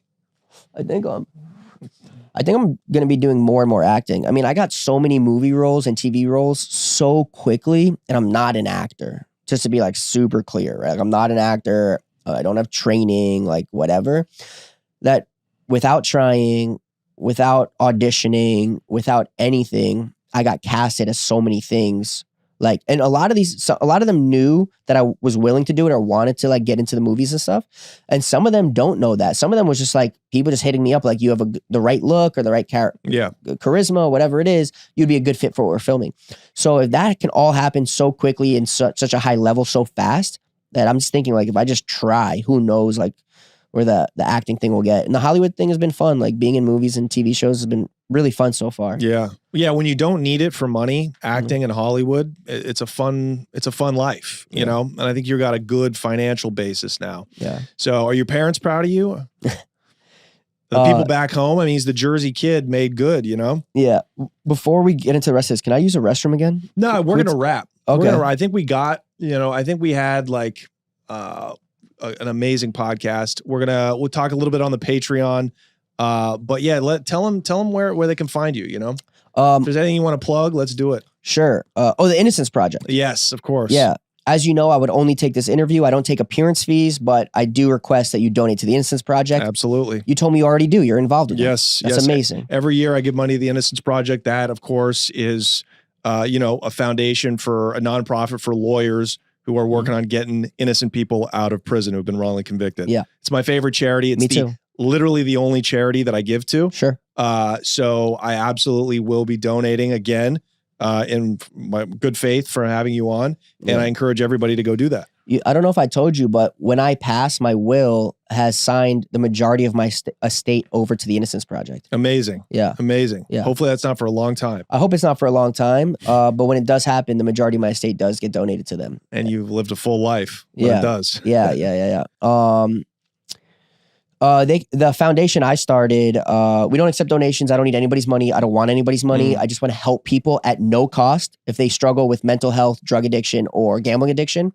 It's called Shaken Hearts. They can just find it on Instagram. Just go to @ShakenHearts, send a DM, and the rest you'll figure it out. Like just send a DM to Shaken Hearts on Instagram, and they'll get with somebody. Great. They can find me on all social media platforms @DirtyGothBoy, and boy is spelled BOI. Oh yeah, and I heard too, you gamble with your fans' money? No, actually, it's the opposite. I fund with my money all my fans' gambling. That's something new I've been doing. We've been doing it for a couple months, and it is going exquisitely well, exceptionally so. So I'm banned and I can't gamble, but my fans aren't banned. Right. And because I have such a high converting win rate, most of my fans don't. They're like regular gamblers, losers. I found a way to fund all their gambling. And on the losses, I pay 100%. And on the wins, we split the profit. Okay, so you're almost like your own gambling site. You're like Prize Picks or something like that. You're like, but I don't sell anything. Like all those guys sell stuff. I do the opposite. I don't sell. I'm giving my money to the fans. I'm literally funding all their gambling, everything. Wow. Yeah, so how do you morally, as a guy that doesn't want people to gamble, how do you sleep at night? Well, I sleep great. I sleep on an orange sleep. Bunch of money. I sleep on an orange sleep mattress with 4 pillows. I just got new sheets. Actually, they're great. Congrats, dude. Yeah. Doesn't matter how much money I get. I don't change my sheets, but once a year. I'm a dude.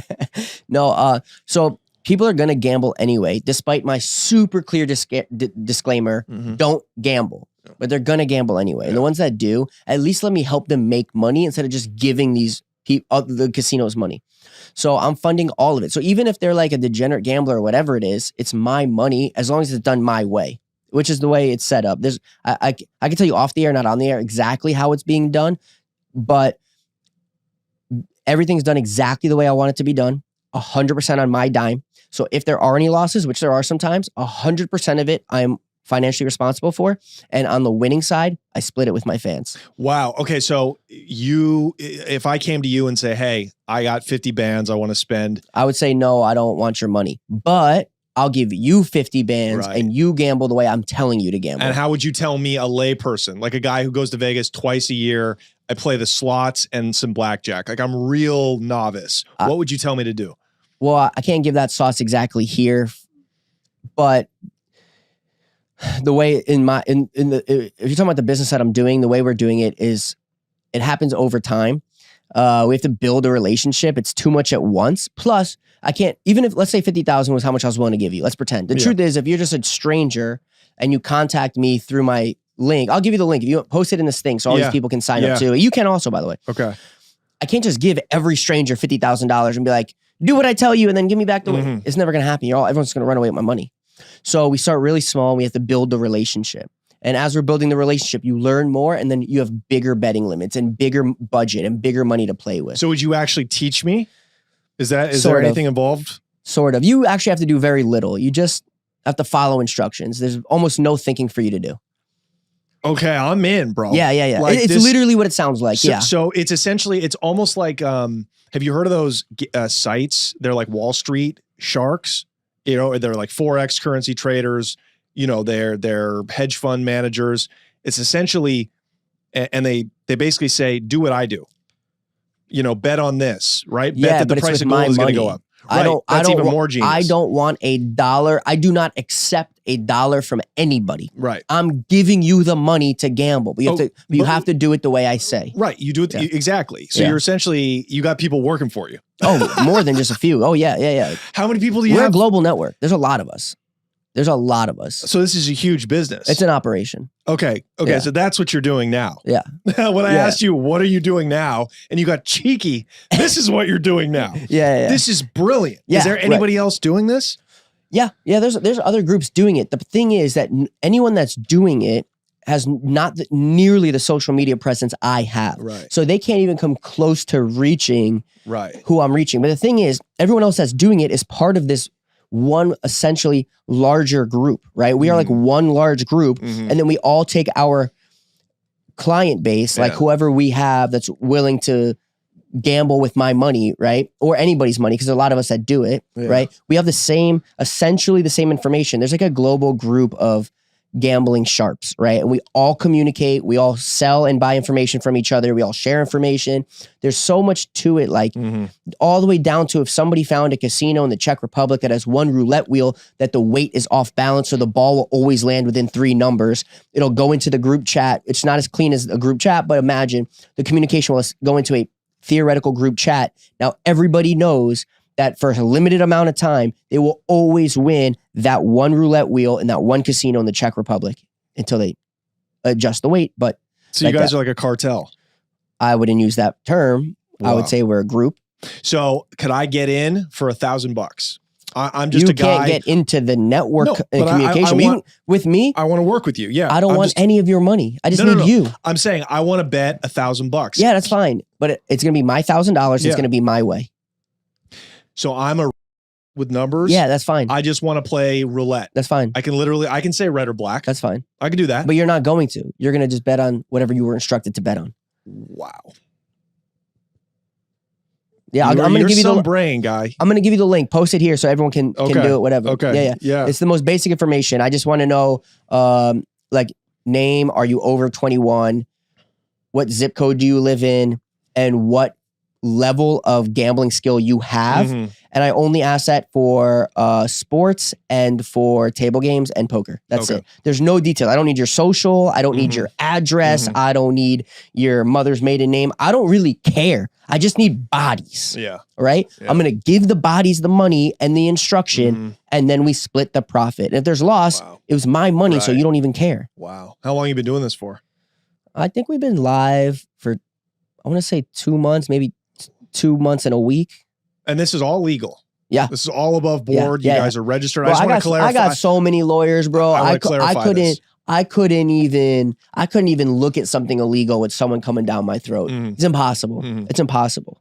Yeah. How do you regulate that in terms of knowing that they're going to bet the way that you want them to bet? Okay. So at a casino, or any wagering company, right? They offer paperwork. And when it's not really me looking at it, it's the guys that work with me. When they look at it, they're real professionals. They're guys that like work for the NBA. They work, whatever. It doesn't matter. When they look at it at first glance, almost immediately we can see what's happening. You can tell there's so many very obvious factors that say he just lost this session. It happens versus he did whatever the heck he wanted here. Right. And there's a big difference.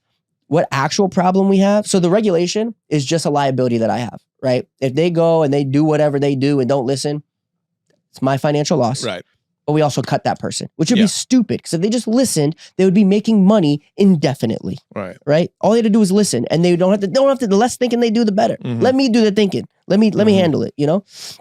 Now the other problem that we actually have, which this one is more problematic in theory, is even after they win, they can run off with all the profit. Right. So let's pretend hypothetically, my budget with you is 10K. You win 40. Now you got 50. You maybe are John Doe, a guy with no money, barely paying rent, got a baby on the way. You're going, I've never held 50K in my life. I go, I'm just going to run off with it, right? Now that's a realistic problem. And that's more likely what happens. There's a very, very thorough vetting process to who we pick. It's not anybody and everybody. There's very specific qualifications in the person. And it starts with when they click the link, there's a form. The form, believe it or not, has very pertinent information on it to me figuring out your character traits as a potential gambling partner, right? And I go, based on this, my team knows what to look for. This guy is in the right direction, or he already clicked the wrong thing. Don't even respond to him, right? If you click all the right buttons, then it goes to the next level. The next level is you're in communication. What do you call it? Like transpondence with corresponding, right? With one person. And that person will vet you out a little bit. And if you pass that test, and that's a big test to pass this guy, and there's one guy in particular that's supervising the whole thing, my right-hand man in life, and he's supervising it. And if that goes well, then you get on a call with the next up guy. And then he takes you back through a vetting process. And by the time you get through with it, we figure out, are you the guy? At the end of all of it, in theory, you can still hurt me, right? You can still run off. Isn't there some kind of legal repercussion? Like, can't you put a lien on that? Isn't there some kind of course I can, but we have so many people we're working with. Like, it's a huge, huge army of people we're doing this with. That, yes, we do take legal pursuit, right? We do. But we also have to keep giving attention to the other people currently doing it and the new people. Right. So unless it's a bunch of money, it's probably not worth it. If it's pennies, we'll pursue you legally. If you want to take us to trial, you'll probably just go broke before the trial ends and there's no money to collect. We'll probably just wring you dry on principle, knowing we're not going to make the money back. So you haven't had this problem yet? Not really. Okay. Because you have to think, bro, after week number 1, you literally just saw with your own eyes how easy it was for you to make free money with no risk. Magic. That, to me, I'm incredulous. Like, I don't believe that. Yeah. No, it's fine. Until it happens. Oh, I got you. Oh, no worries. Of course. No worries, buddy. I got you. No problem. I still plan on signing up as soon as this podcast is over. I hope you do. And I hope, as a matter of fact, if the timing works out so elegantly, I hope that you actually come on here without me and share your experience of doing this and include it in the pod, for better or for worse. I absolutely will. Great. I'd be honored. I would be honored. Wow. Yeah. Okay. So we're going to put that link in the description. Yeah. That's what we're plugging here today. Oh, yeah. We got to it. Oh, yeah. Okay. And just so you know, so the final thought on that was that once you see how literally like magic, how easy it was with your own eyes, just after the first week, you would have to be so thick-skulled to run off with that when you can just keep making money. So short-sighted. Right. So, and you're going to vet those kind of and move them out of the pot anyways. Exactly right. That's revolutionary. Yeah. Yes, sir. And any whales out there, you got 50 M's to spend. You get 50 million, DM him, you know? Yeah. I'll take a piece of it. Just give me a little commission. I'll tell you, if somebody comes from this pot, if somebody writes me a check for 50 million and they said they come from here, I'll give you a commission. Don't worry. There we go. Yeah. That's it. Mikki, what a great time I had with you. Yeah. Thanks for coming on, and check out the Patreon. Thank you, guys. Thanks.